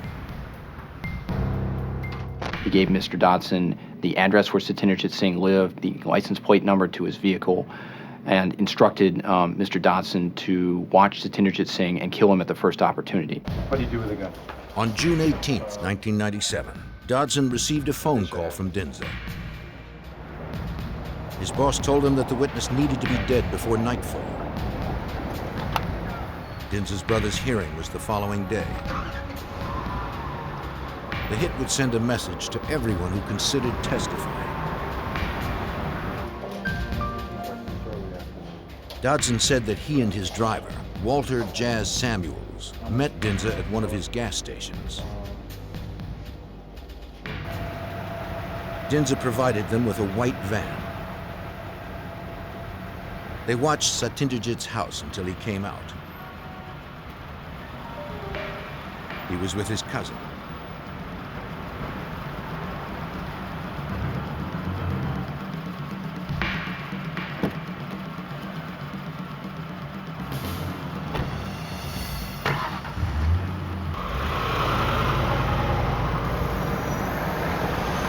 The plan was to cause a disturbance so that Satyendra would pull over and allow the van to pass. When he did, the van blocked him from moving.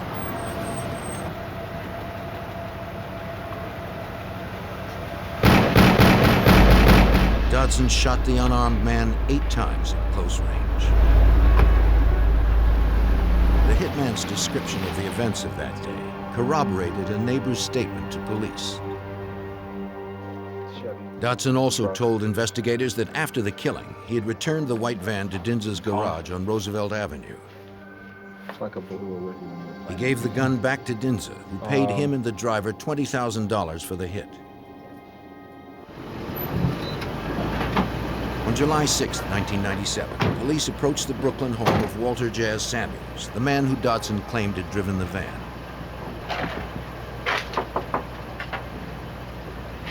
Samuels. They arrested him without incident. New York City Police Department. Keep your head straight ahead. Police learned that Samuels had a record of previous arrests. With Samuels in custody, investigators turned their attention to Dinza. The U.S. Attorney's Office believed agents and detectives now had enough evidence to indict Dinza on federal racketeering charges. Special Agent in charge Kevin Donovan recalls that agents dispersed across the city to find him. FBI agents and New York City Police Department detectives initiated surveillances at several City Gas Corporation gas stations in which Dinza Singh was known to frequent. At 5 p.m. on July 7, 1997, FBI agents and NYPD detectives followed Dinza to his Foster Avenue gas station. When he arrived, they arrested him for murder, kidnapping, pump fraud, and obstruction of justice in aid of a corrupt organization. The entire case hinged on the testimony of Dinza's hitman, Marvin Dodson. But because Dodson was a murderer, the U.S. attorney still needed to substantiate his story with other evidence or witness testimony.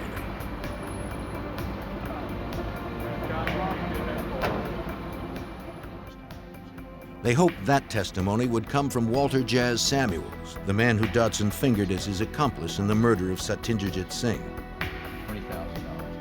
Samuels now told investigators he was not in the van at the time of the shooting. He claimed he was at a nearby restaurant. His story checked out. Investigators believed Samuels knew who drove Dodson on the day of the killing. But he wasn't talking, and neither was Dodson.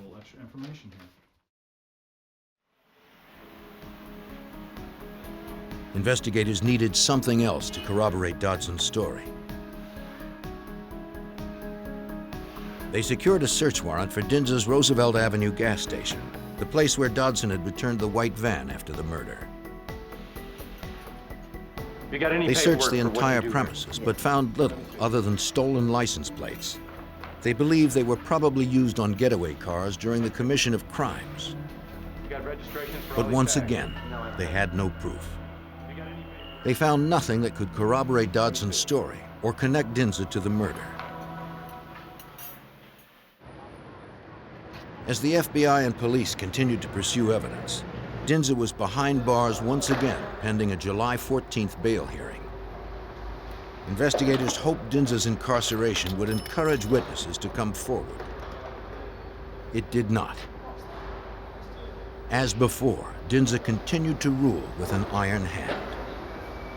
Unfortunately, as a result of Dinza Singh's ability to make telephone calls from jail, he was able to continue to run his corporation and his business and to focus on threatening additional individuals who might have come forward to cooperate with the FBI and the New York City Police Department.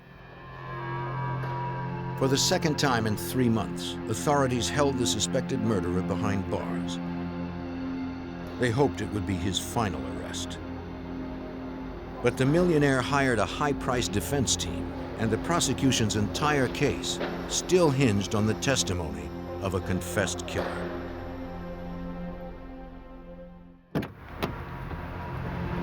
In July of 1997, a man named Dinza had been arrested on federal racketeering charges that included murder and kidnapping to protect his corrupt business empire.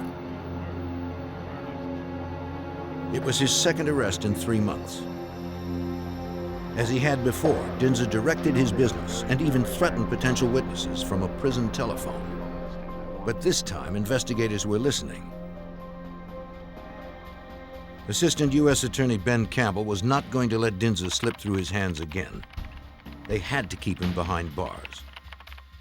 First, his conversation was in Punjabi, which is a very unique dialect, and it took us some time before we could find a Punjabi translator to translate those telephone calls.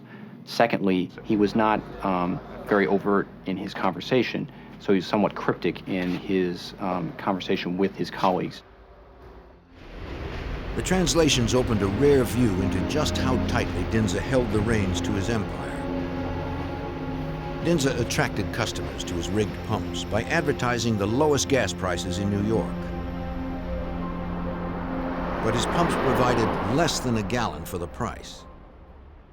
He was issuing routine instructions to the members of his office, telling them to change the price of gasoline at his various stations, to continue to order supplies for his company.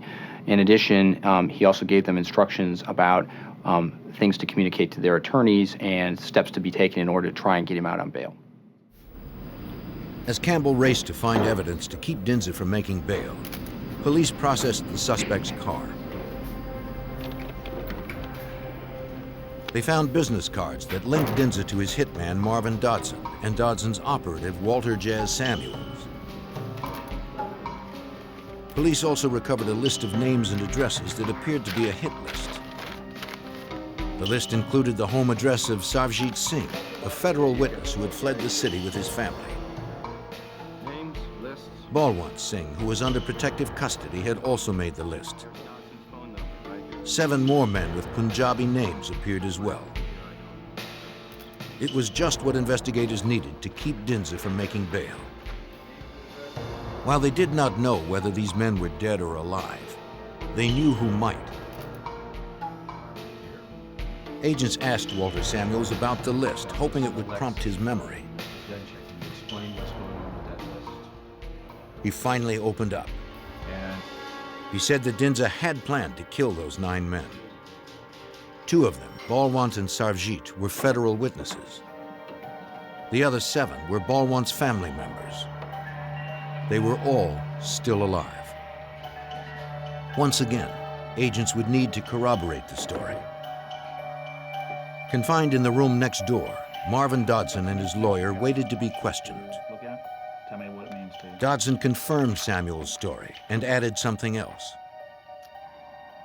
He said that on July 3rd, just days before Dinza's most recent arrest, Dinza had purchased 2 used police cruisers as part of the assassination plan.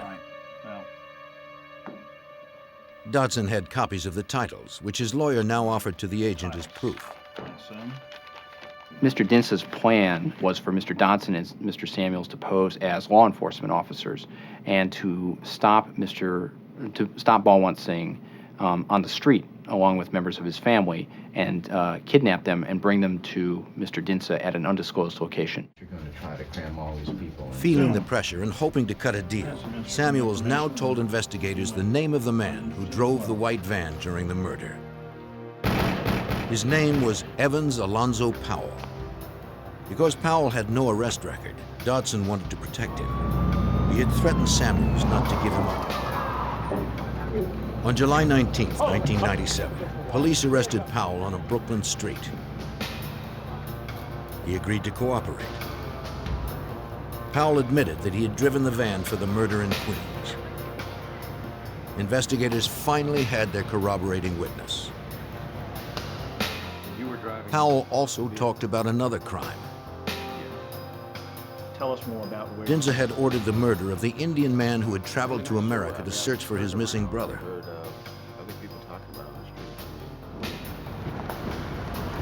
Powell was present when Dodson killed the attendant at the Brooklyn gas station on the night of March 16, 1997. Detective Tony Brizada remembers Dodson's confession. He admitted shooting him twice in the head, had him kneeling down. And he said he got paid by Singh for doing this. That Singh wanted this person killed. He didn't give him a reason, but he just wanted him killed. Dinsa had paid Dodson just $4,000 for taking the man's life. Dodson stole money to pay Powell for being the lookout.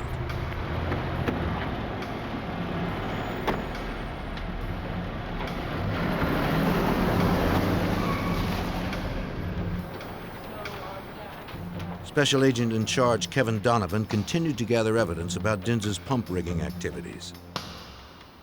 The FBI and the New York City Police Department executed a search warrant at the Foster Avenue City Gas station.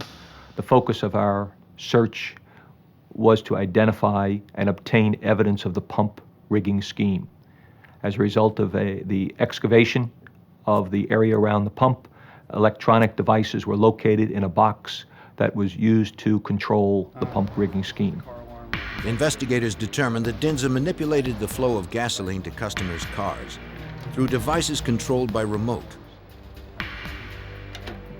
Wired to the pumps and buried underground, the systems could be turned on or off at will.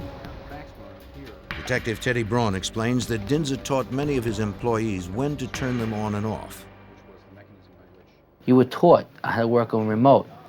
And what would happen would be if a person, like for instance, if a person came in for a gallon of gas for their lawnmower, what would happen was the gas attendant would hit a remote in his pocket, which was just like a car alarm remote. And what that would do, it would shut off the skimming system. And the system would go right up to perfect. so that when the gas attendant pumped a gallon worth of gas in a container, it was perfect. So there would be no question. In late July of 1997, the FBI conducted an exhaustive search of Dinz's Brooklyn warehouse headquarters. There they found his double books. We discovered documents reflecting bribery payments to a corrupt Department of Consumer Affairs inspector. In addition, we also estimate the total value of Mr. Dintz's pump fraud activities in the neighborhood of $40 million over 10 years.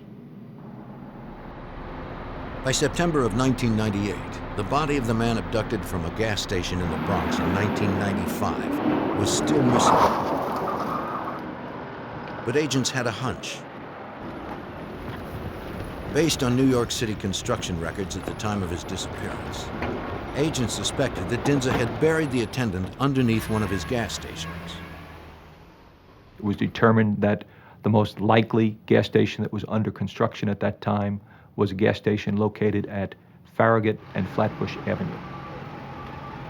On September 16, 1998, investigators arrived at the station with heavy equipment. They employed ground-penetrating radar to help locate the body beneath the earth. They selected 2 separate sites where they believed the man might be buried. The construction crew removed slabs of concrete, and the FBI, the New York City Police Department, examined these 2 sites that were located by the ground-penetrating radar. Investigators never found the man's body. Though this news was disappointing, investigators were having better luck with other leads. Assistant U.S. Attorney Ben Campbell subpoenaed Dinza's cell phone records. They placed Dinza at the time and place of Satyendra Singh's murder. Prosecutors were well armed when Dinza's trial began in Brooklyn Federal District Court. They hoped to convict him on 29 counts, including capital murder. Savjit Singh, who assisted the investigation despite death threats, testified against the man accused of killing his friends. On March 2, 1999, after 2.5 days of deliberations, the jury found Dinza guilty of 21 of the 29 counts. They included murder, attempted murder, and fraud. Dinza was acquitted in the kidnapping of the man whose body was never found. On October 5, 1999, Dinza received 8 life sentences without possibility of parole. He escaped the death penalty. Later that month, the same judge sentenced Dinza's hitmen for their roles in the murders. For assisting in the conviction of Dinza, their sentences were considerably lighter. Powell received 10 years, Samuels 12, and Dodson 18. But it was the conviction of Dinza that was most satisfying to prosecutors. Prosecution of Mr. Dinza was a very, sort of personally for me, a very rewarding experience. We were able to step into a community that frequently does not turn to law enforcement for assistance, and to render some significant help to them in order to remove an individual who was, for lack of a better term, a plague on that community. Like many immigrants before him, Dinza arrived a poor man and was embraced by a community of compatriots. But he repaid their kindness with swindles and murder. For his greed and brutality, he will never be free again.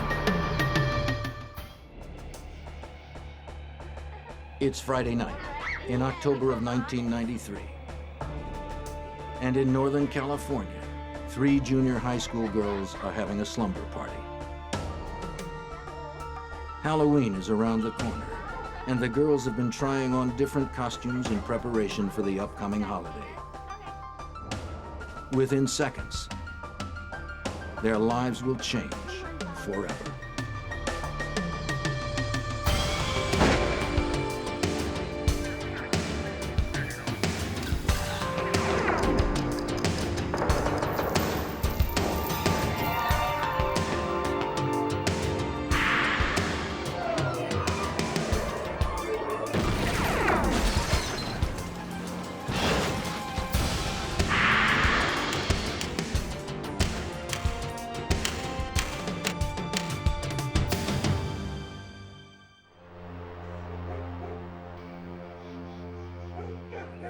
October 1st, Polly Klass and Jillian Pelham were waiting for another friend outside of Polly's house in Petaluma, California.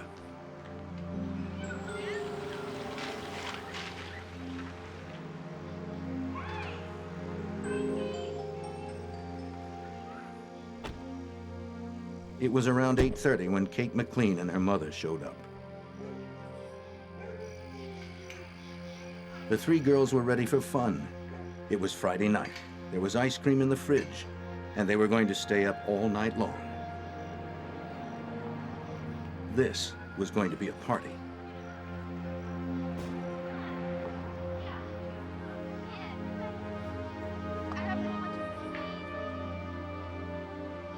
No one had any idea of the danger that lurked so close by.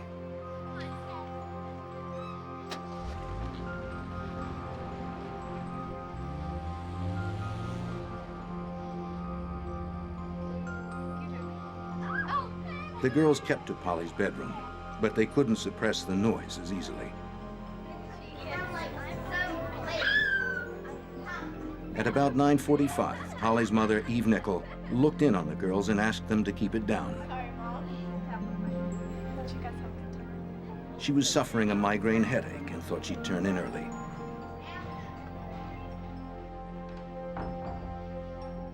Eve's bedroom was right across the hall from the girls, and although she had chided them about the noise, she was pretty sure it would only take a few minutes for the 12-year-olds to get noisy again.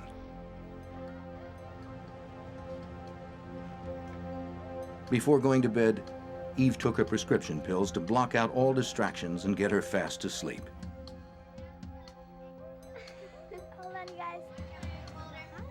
The party continued on for almost an hour before the nightmare began.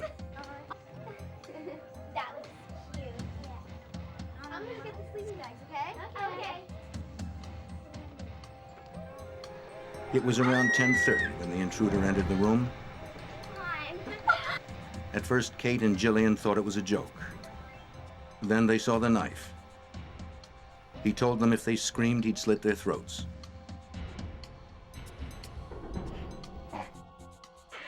Immediately, he tied them up and started asking questions. He wanted to know which girl lived there and who else was in the house. Polly spoke up. The girls were terrified and crying, and he assured them that he wasn't going to hurt anyone, that he was only there for money.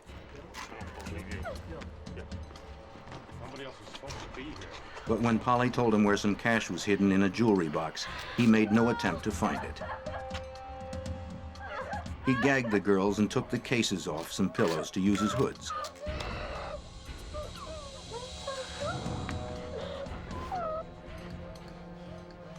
He made Polly get up and told the others to count to 1,000. By the time they were done, he said she'd be back.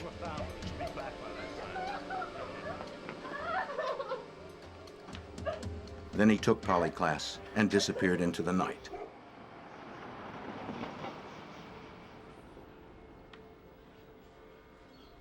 Petaluma police officers were called to the scene after the girls managed to free themselves and wake Polly's mother.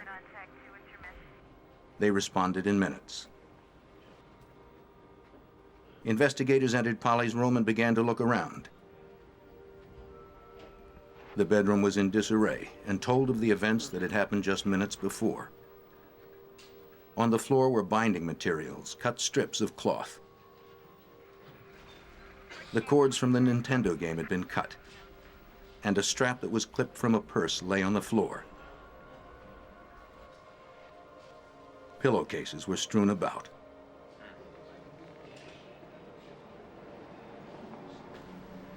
I know. What Petaluma Police Detective Mike Meese saw wasn't encouraging.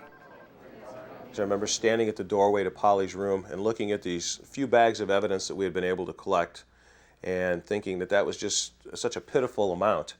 And I looked down at the rug and I talked to my partner, Larry Pelton, and said, "Let's take the rug." And he said, "Why?" And I said, "I don't know why, but let's just take the rug. We just don't have enough evidence." FBI. Police were in desperate need of assistance. Fortunately, help was on the way.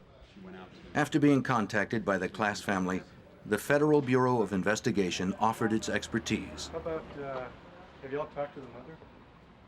Yes. Shortly after midnight, the FBI appeared at the house of Polly Klaas. Typically, the Bureau handles kidnappings, and with $800 a year to investigate, they have plenty of experience. Because he was familiar with the community and experienced in kidnapping cases, Special Agent Ed Fryer became the lead investigator. But he knew something about this case was different. It had all the earmarks of a stranger abduction case because the statements from the two girls were consistent. Stranger abduction cases are the hardest cases to solve, in my experience, because, again, there's no connection between the perpetrator of the crime and your victim, or the victim's family, or somebody even associated to the victim. It's a random act. Surprisingly, a vast majority of kidnappings involved disgruntled family members. And though Polly's parents were separated, her father, Mark Klaas, was immediately cleared of any responsibility. Abductions involving total strangers are exceedingly rare and leave little for investigators to go on. In this case, however, there were witnesses. Was his hair long or short? A police sketch artist was called in from the San Rafael Police Department. For 2 hours, Jillian and Kate tried to recall the face of the man who had barged into the bedroom. The girls were still terribly upset, but they managed to give the artist a pretty good description. Authorities now had their first idea of what the stranger looked like. His nose and mouth. After 4 a.m., the girls were taken to the police station, and the FBI called in one of its special forces, the Evidence Response Team. Tony Maxwell leads the crew. In looking at cases across the United States, we have found that when somebody is kidnapped, especially a young child, that they will generally be harmed within the first 24 hours. And probably within the first couple of days could even be killed. So time is of the essence. In that kind of work, the investigator needs to move quickly. The Evidence Response Team is designed to provide forensic resources at a major crime scene. Their sole responsibility is to collect evidence. And they use the most sophisticated collecting equipment available to do it. An electrostatic dust print machine collects tiny hairs and fibers off the floor when a positive charge is passed over a sheet of mylar. Any loose debris clings to the mylar and is sent to a lab for careful inspection.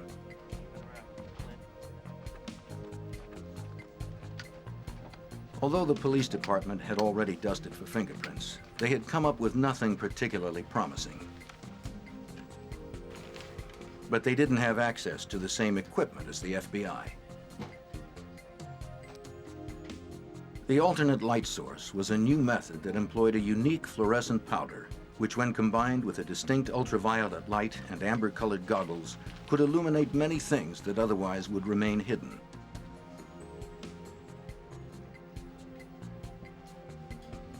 The team found 4 dozen fingerprints the police were unable to see using conventional equipment. But even those were of no use. They were attributed to family and friends. After hours of meticulous searching, something finally turned up. Hey, we're still working on it. Do you have anything? Yeah, I have some ridge detail in the bedpost here. It looks like it's pretty good ridge detail. A palm print that at the outset seemed like the first real piece of forensic evidence left behind at the scene. That palm print was found on the bed, on a crossbar of a bed, where he apparently put his hand up for just a second to lean on it, perhaps to support himself as he was grabbing something. And with the alternate light source and the fluorescent fingerprint work that we did, we were able to see it, collect it, and then gather that for the laboratory. At that time, the FBI's fingerprint database, AFIS, didn't contain palm prints, only fingerprints. But even a palm print won't catch a suspect. It will only identify one once he's captured. FBI Special Agent Mark Mershon explains.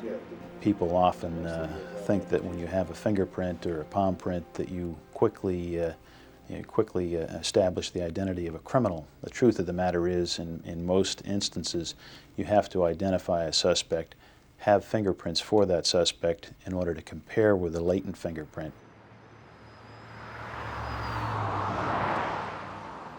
The hunt for the suspect prompted authorities to cover Polly's neighborhood inch by inch. By dawn, more than 100 agents and officers had begun a 24-hour search for Polly and her abductor. Helicopters and bloodhounds had been called out, and an all-points bulletin was issued by local authorities and the FBI. Systematically, the authorities searched every house in the neighborhood. Agents went to Polly's school to talk with teachers and students in the hopes that somebody might have some useful information.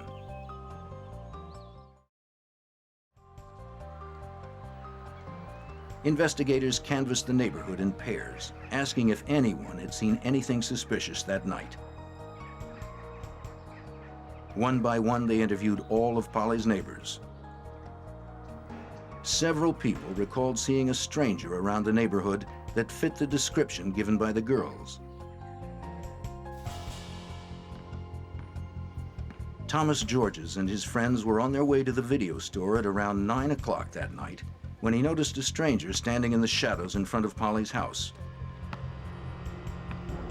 Thomas knew everyone in his neighborhood, but he had never seen this man before. Returning home a few minutes later, the boys saw that the stranger was still there. The description Thomas gave to the authorities matched the suspect they were looking for.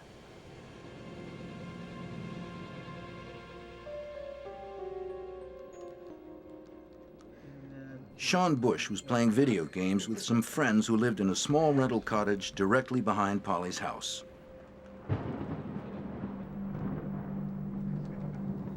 It was about 10:30 when Sean happened to glance out the window.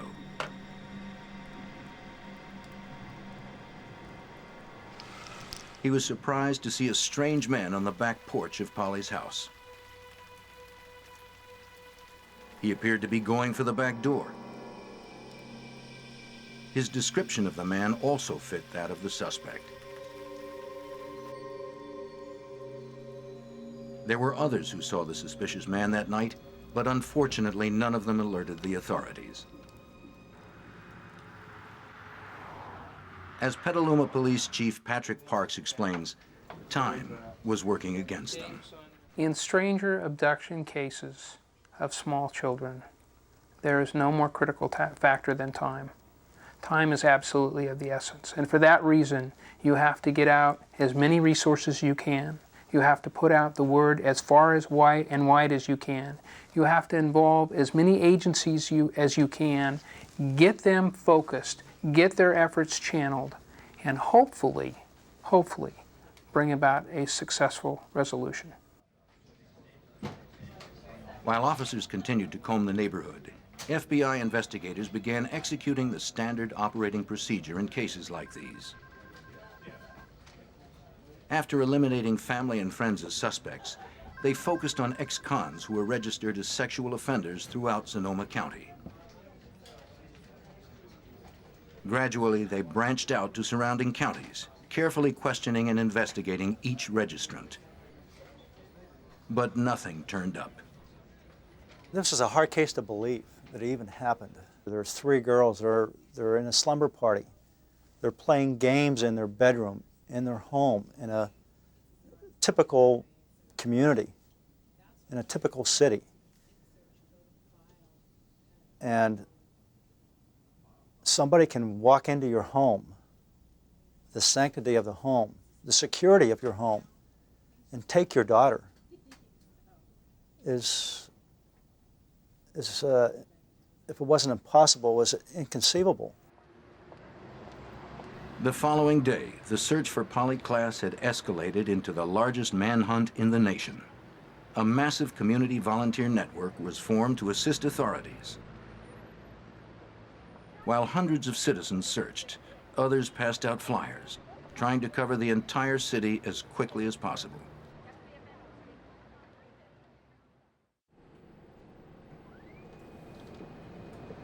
Back at the FBI's Trace Evidence Lab in Washington, D.C., forensic expert Chris Allen was carefully surveying the items collected from Polly's house. I noticed that in untying the pieces of bindings, the thin nylon strips of bindings that were used to tie up Polly's girlfriends, that they had jagged edges to them. And I was able to line them up perfectly so that I was able to determine that these all came from one piece of cloth originally, and it was a piece of cloth like a lady's nightgown or a slip material. Other pieces of evidence found in Polly's room were not so easy to classify. Tiny fibers collected with the electrostatic dust print machine proved to be a challenge to identify.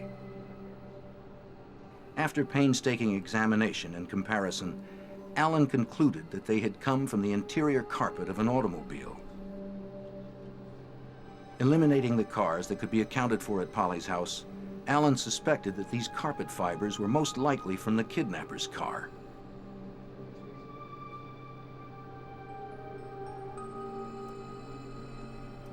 One more item Allen found was a little more personal to the suspect. I found in the vacuuming of the area rug that was in Polly's bedroom that she was playing on with her girlfriends, a dark brown, forcibly removed head hair. And I say forcibly removed because it had a 3 or 4 millimeter root sheath on it, actually skin material that comes out of the scalp when the hair is forcibly pulled or yanked out. If Polly had pulled a hair out of the suspect's head, it was evident that she didn't go without a struggle. But even a hair with DNA evidence couldn't bring investigators any closer to finding a suspect.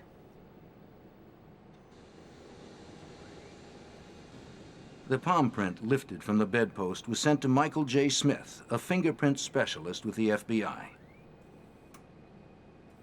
Examining the print under laser light, Smith determined that the print had enough ridge detail to photograph.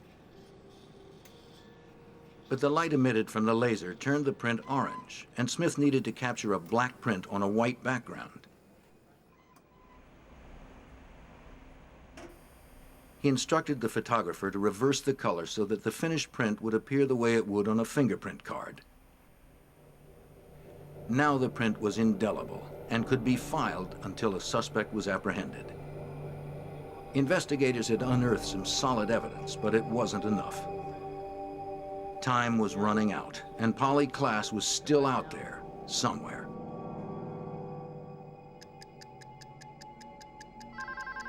"48 hours after the abduction of Polly Klaas, her father, Mark, got a call. Polly? It sounded like Polly. Okay, honey. She told her father that she was in a hotel room somewhere, and that her abductor had stepped out for a moment. Tell me where you are. Polly! Then the Polly! line went dead. It offered the first glimmer of hope. But unfortunately, since Mark's line wasn't set up for a trace, Detective Fryer, all please. authorities could do was wait for another call.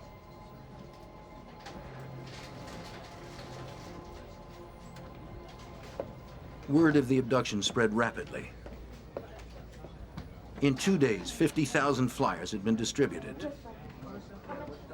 Community volunteers quickly organized a search command center to work in tandem with the police and FBI. It was an unprecedented grassroots effort. A telephone bank was manned 24 hours a day to field calls and tips. A copy of every lead that was phoned in was shared with the FBI and Petaluma police. Before long, the search center had screened 60,000 calls. Out of those, authorities were compelled to follow up on over 12,000 leads. Processing that amount of data would have been virtually impossible without help from an FBI computer processor. The FBI just happened to have the rapid start team. It was relatively new concept with the FBI, where on an investigation with a high volume of information, we would computerize that information, essentially triage the value of the investigative leads and make the assignments and track the progress. Even with so many leads, there was one in particular that investigators were anxious to follow up on. When Mark Klass received the first call, the FBI was powerless to do anything about it.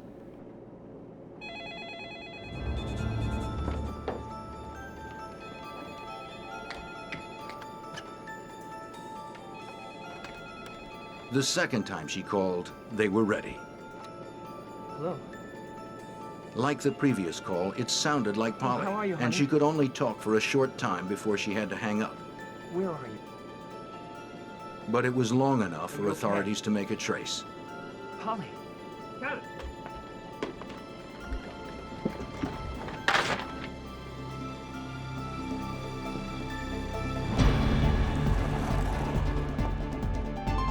The FBI had traced the call to a house 30 miles away. There hadn't been enough time to collect an army of agents. The job would have to be handled by a few.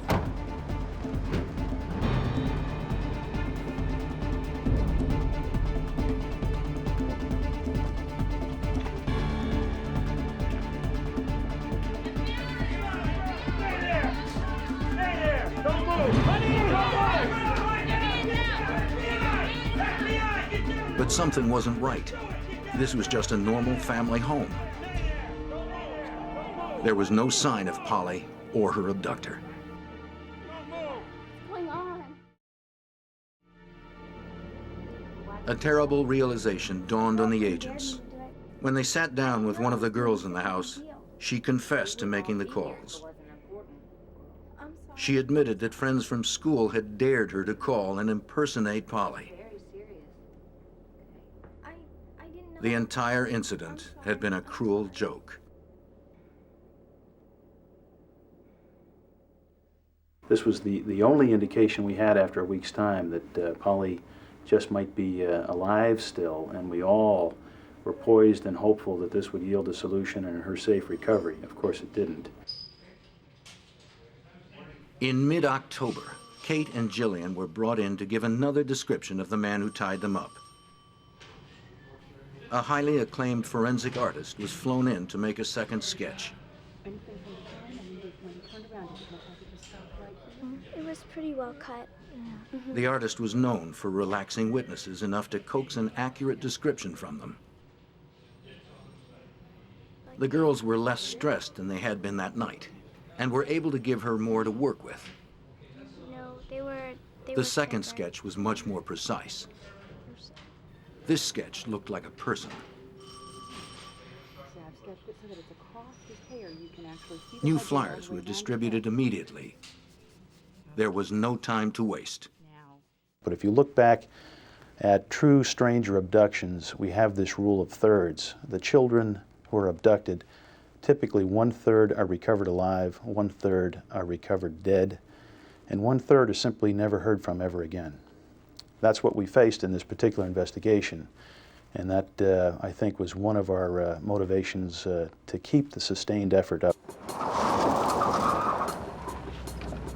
After a reward had been offered for Polly's return, authorities received a call demanding a $10,000 ransom. They traced the call to a Petaluma apartment building. This time a SWAT team showed up in force. They were not going to take any chances. FBI! FBI! Come on! Down! Down! Down! Down! Sit down! Down! Down! Man! Down! Down! Cover! Cover! Once again, authorities and the family had been fooled. Put your hands behind your back. Don't move. Do not move. What's going on? Don't move. 20-year-old James Hurd was arrested for attempted extortion and posing as a kidnapper. It was a crushing blow for everyone. It became very frustrating. It was certainly distracting towards the main thrust of the investigation, but you had to deal with it. There was no way around it. You could not ignore those things. And it certainly chewed up a lot of time and resource. The family had been especially discouraged. A letter Polly's parents wrote to the kidnapper was published in the October 17th San Francisco Examiner. Whoever you are, wherever you are, please return Polly to her family. She belongs here. We miss Polly so much. We miss the twinkle in her eye and her sweet humor. We long to see her beautiful smile and hear her musical voice. They also addressed Polly. Our darling, if you can read this, please know that your mommy and daddy love you so much, and we will continue to search for you until we can hold you safely in our loving arms again. I don't think I ever lost hope. So I had numerous contacts with Mark Class, with Eve, with members of the family, and that was a question posed to me many times. And my response was no. We have not lost hope. We will not lose hope. Across the country, people wanted to see Polly brought home. Banners sprang up, and Americans began a candlelight vigil. Thousands donned ribbons of lavender, Polly's favorite color, to show their support of the search. We conducted searches during the day, during the night. We had a 24-hour operation going. We conducted searches sunny days, on foggy days, rainy nights. Whenever the information came in, we reacted to that because in a case like this, physical evidence is crucial. The search never stopped. The Navy and search and rescue experts joined the thousands of volunteers who were constantly looking. Police and volunteer task forces worked tirelessly. But it would be nearly 2 months before anything broke.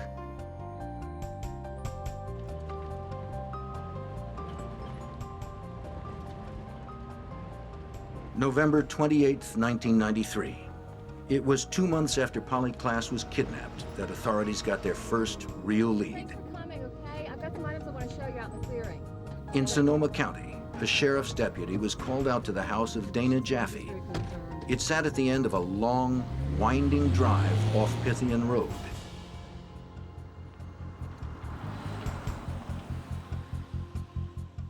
Dana had been out inspecting her property when she noticed something unusual and thought it might be of use to investigators. She led the deputy through a densely wooded area to a clearing just a few yards from the long, winding drive to her house. Scattered in the woods were a few items that seemed somewhat suspicious.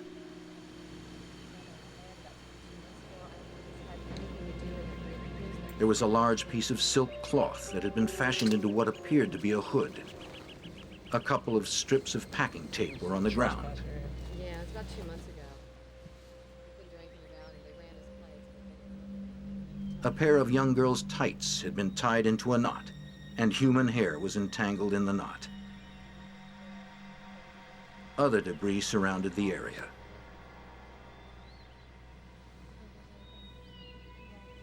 Then Dana recalled the night she'd caught a trespasser on her property not far from where they stood.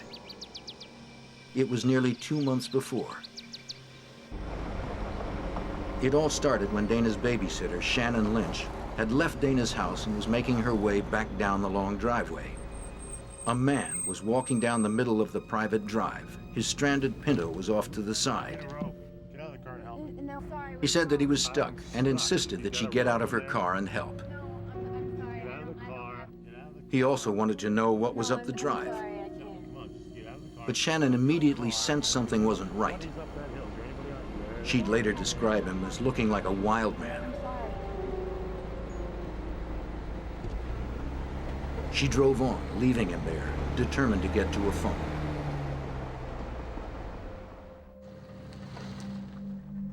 Shannon found a payphone about 2 miles down the road and hurried to call her friend. She was anxious to get a hold of Dana and warn her of the scary man trespassing on her land. Dana didn't waste any time. She grabbed her daughter and a baseball bat and took off down the hill. She saw the car, like Shannon had said, but the strange man was nowhere in sight. She continued down into town and called the police.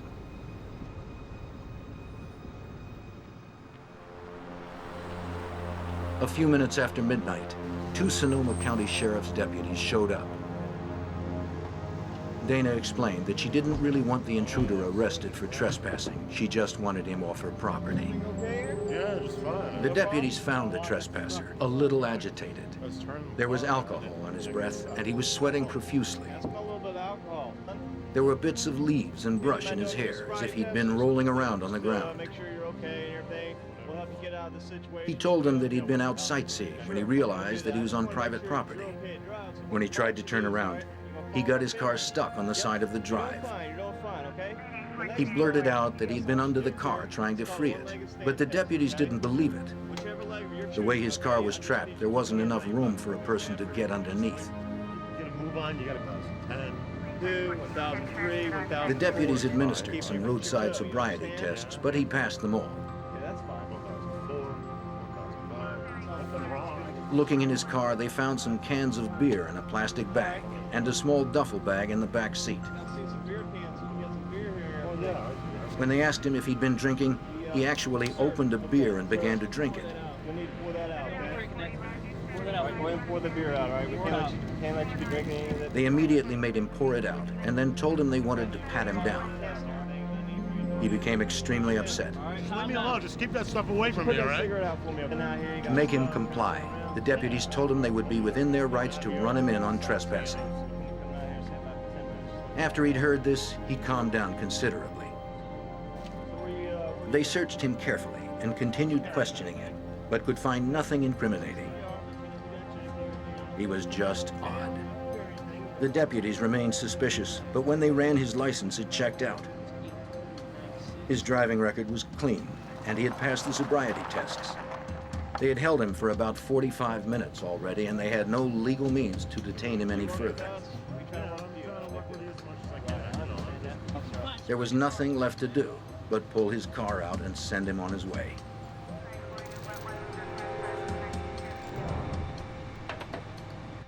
Well, those look like tights, and they look like... That had been 2 months ago, the same night that Polly Klaas had been abducted. Nothing good, that's for sure. A hood, bindings, a young girl's pair of tights. It was too much of a coincidence. Putting it all together, the deputy quickly put a call in to the Petaluma Police Department. Dispatch. I'm up here on... Within an hour, Detective Mike Meese and Agent Ed Fryer arrived to check it out. I'll never forget the scene. It was late at night then. By this time, Mike Meese and I are standing up on the hillside there on Pythian on the road. It was beginning to get a little misty and foggy, and the rain started to come down. And we looked at each other, and we knew in our hearts that we had basically uncovered a very critical crime scene, that this was going to lead us to the resolution of this case. After the evidence was collected, investigators immediately began searching the Pythian Road site for any signs of Polly. We spent days searching the mountain with over 300 volunteers. I believe we had 25 to 30 search dogs, and we conducted extensive ground searches for Polly, believing that she was still alive, which was the premise that we were working on. As the search commenced, everything began to snowball. Authorities checked with the Sonoma County Police to get the full report of the incident that happened on Dana Jaffe's property. The man deputies had questioned was Richard Allen Davis. Accessing his criminal record revealed he had recently been paroled from an 8-year sentence for kidnapping. What we learned about Davis initially was 1976 he had been arrested for robbery and kidnapping and assault with intent to commit rape. We learned in 1978 he had been arrested for another kidnapping, as well as a couple of counts of assault with a deadly weapon. 1984 he'd been arrested for a kidnapping case, assault with a deadly weapon, including the use of a firearm, and armed robbery. You start reading these reports and realize, you know, hey, this guy's a bad actor. This is an individual certainly more than capable of being involved in a crime like this. The arrest photo on file matched the girl's description. His mother lived in Petaluma, giving him reason to have been there. The pieces were falling into place.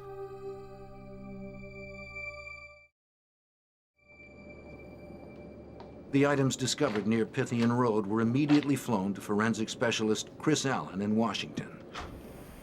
Of the most interest was a strip of cloth that was found in the woods.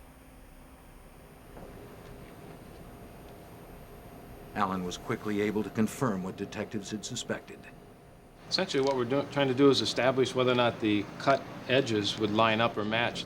The middle strips represent the fabric that was found at Polly's bedroom, which were used to bind Polly's girlfriends. Subsequently, on the second submission, we received the cloth that was found at the Pythian Road site. These all fit together like a puzzle with the edges and the pieces of fabric matching up end to end. The strips meant more than likely Polly Klaas had been out at Dana Jaffe's after her abduction. Without a doubt, Richard Allen Davis had been there too. Though it wasn't enough to arrest Davis for kidnapping, detectives felt if they could just get him in custody, they could quickly gather the evidence they needed to tie him to Polly's disappearance. Everything else fell away, and we focused on what we had with Mr. Davis, what happened out there at Pythian Road, and what we were going to do next. When investigators discovered Davis had an outstanding warrant for breaking parole and DUI, they decided to bring him in. But he wasn't at home when they arrived. Then a deputy sheriff who was securing a perimeter around the area stopped a van. At the wheel was Richard Allen Davis.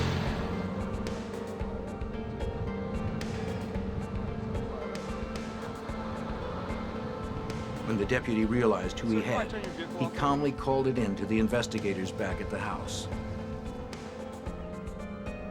Is there a problem, officer? No, sir. Just sit tight, okay?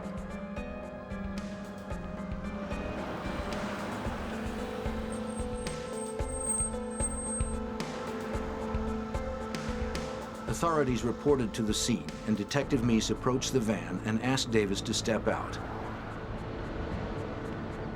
Step out of the van? He informed him that he was under arrest for violation of his parole. No. I'm Detective Meese.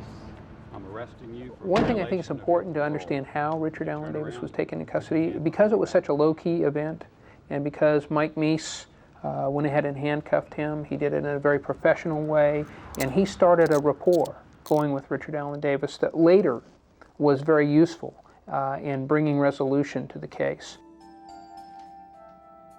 It had been 2 months since Kate and Jillian had seen the man who took Polly Klaas, but they had no trouble picking him out of a lineup. Number one, step forward, please.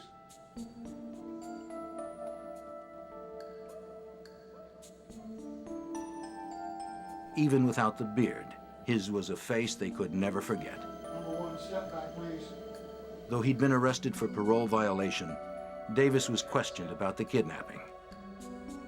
He vehemently denied any involvement, but authorities let Davis know that if he wanted to talk, the door was open. So I took Davis into the hallway and I told him, I said, hey, look, what you need to know is we've got all the physical evidence it takes to make this case, and all you're looking at is a kidnapping right now. So if you want to talk about it, you got to let me know. And he made a non-committal response, didn't want to talk. And I remember patting my pockets looking for a business card, didn't have a business card with me, and I said, you know, I'm going to leave my name and number with those guys, meaning the correctional deputies, and if you ever want to talk about it, you know, give me a call. Back at the FBI latent fingerprint lab, Mike Smith was comparing the palm print found in Polly's bedroom with one that had been taken from Davis since his arrest. This was a crucial piece of evidence. Matching the two prints would undoubtedly link Davis to the abduction. After careful examination, the results were called in to Agent Fryer. I just got a call from FBI laboratory. They matched Davis's palm print to a palm print taken off of Polly's bedroom, or her bedpost. It was again one of those moments where there's butterflies in my stomach. Again, realized that this was really very powerful evidence. So I hung up the phone, and again, there was a lot of noise and commotion in the command post. I stood up and I asked everybody, "Can I have your attention, please? Can I have quiet for a moment?" I said, "We just got confirmation from our laboratory that we've matched this palm print taken from the bedroom to Davis. We can place him in the bedroom." And there was just a huge cheer from everybody. Papers were flying. It was just great news to everybody. This is it. It's concrete. He was in her bedroom. We can prove it. We had him nailed down.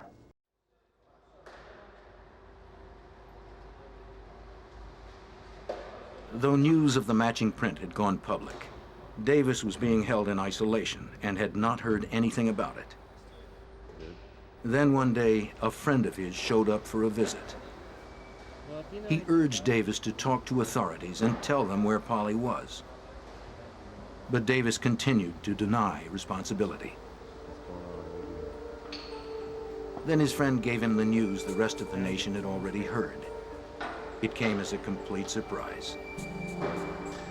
Davis realized it was going to be impossible to explain how his palm print got in Polly's bedroom. There was only one thing he could do. In Davis's mind, he's now got to do something, and that is try to make whatever deal he can make with the authorities, because we know that he was in Polly's bedroom. We can put him there. While on his way to the massive search for Polly near Pythian Road, Detective Meese was paged to call the jail. This was the moment everyone had been waiting for, and Meese was anxious about what he might find out.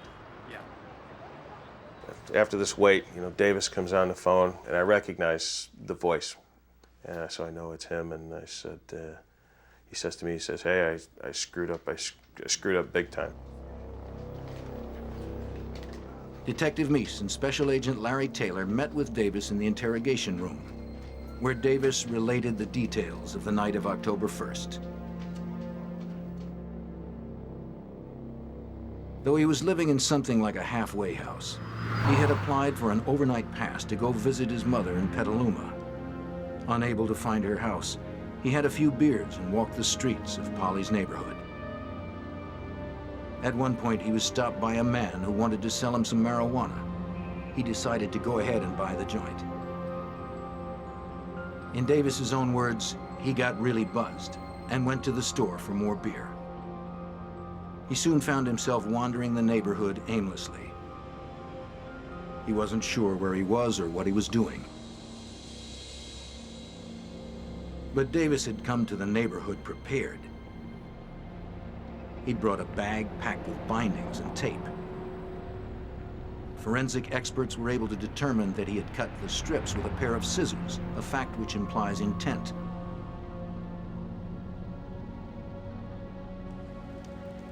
Then Davis said he randomly picked a house on the street and crawled into an open window. He remembered hearing TV voices and said he may have picked up a knife in the kitchen. He said he didn't remember anything after that. He claimed the next thing he knew, he was driving in his car and was surprised to find a young girl sitting next to him. She was complaining that her hands were tingling. According to Davis, he adjusted the straps for her and drove around wondering what he had done and what he should do next.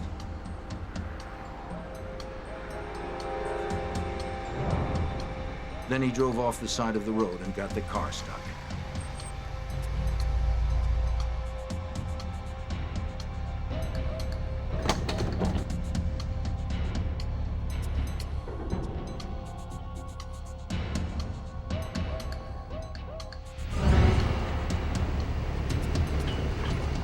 Once he realized he was stuck for good, he says he got Polly out of the car and carried her up a steep embankment about 30 yards away.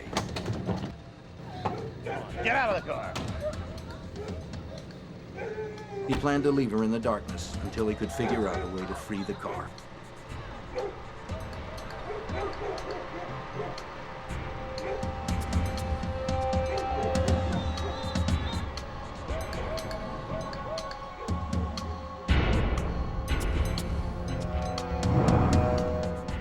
The rest of Davis's story about what happened at Pythian Road matched the witnesses' accounts. At the time of the incident, the bulletin about Polly's abduction was just going out over police radios. But the deputies were tuned to a different frequency and would not have heard it even if they had been in their cars. They ran his license, but the equipment they had at that time was only able to give a cursory printout of Davis' driving record. It couldn't generate his criminal record. They found nothing they could hold him on. What I want you to do is, all right, I'm gonna follow my finger. Davis recalled how the deputies pulled his car out and escorted him to the main highway. But he claims that he waited for 15 or 30 minutes and returned to the site to find Polly. Then he just drove around. At some point, he realized he had to get rid of her. At long last, authorities had found out what they'd been desperate to know. Polly Klaas was dead, and Richard Allen Davis was the man responsible.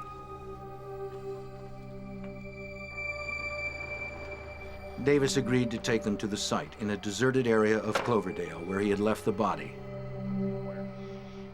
It was night, but inspectors felt the need to confirm Davis's story couldn't wait until daybreak. He led them to a field near an abandoned lumber mill. Out in the field, under some boards, investigators found the body of Polly Klaas.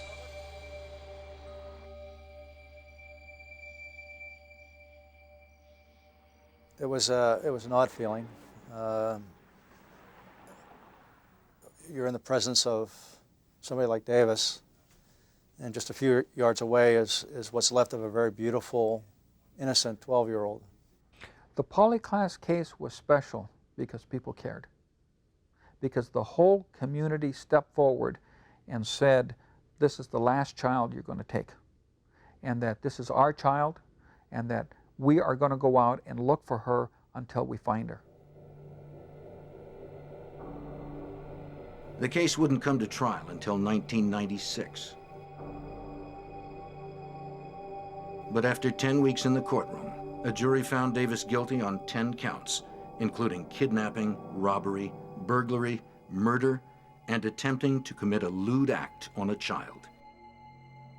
The latter charge Davis continued to deny during the entire trial. Investigators strongly believe that despite Davis's testimony, Polly was already dead at the time deputies helped him with his car. He was sentenced to death and continues to sit on death row at San Quentin Prison.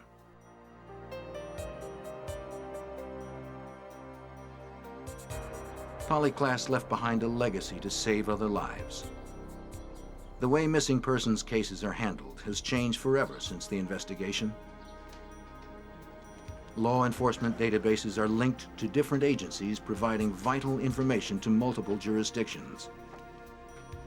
Missing persons bulletins are now sent out over all police channels.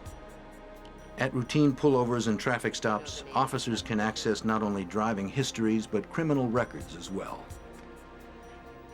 Implementation of the 3 strikes you're out legislation was a direct result of the case, as was the push to expedite the appeals process in murder cases. And a foundation established in Polly's name aids the search for missing children. It looked just a little fuzzy on the website. Involvement of the FBI was critical to bringing resolution to this case. Had they not come in and gotten involved early on, it's doubtful we would ever have had resolution, or certainly that it would have been as quickly as it was, even though it seemed like a long time. The unique partnership that was formed between local police and the FBI set a precedent that continues to this day.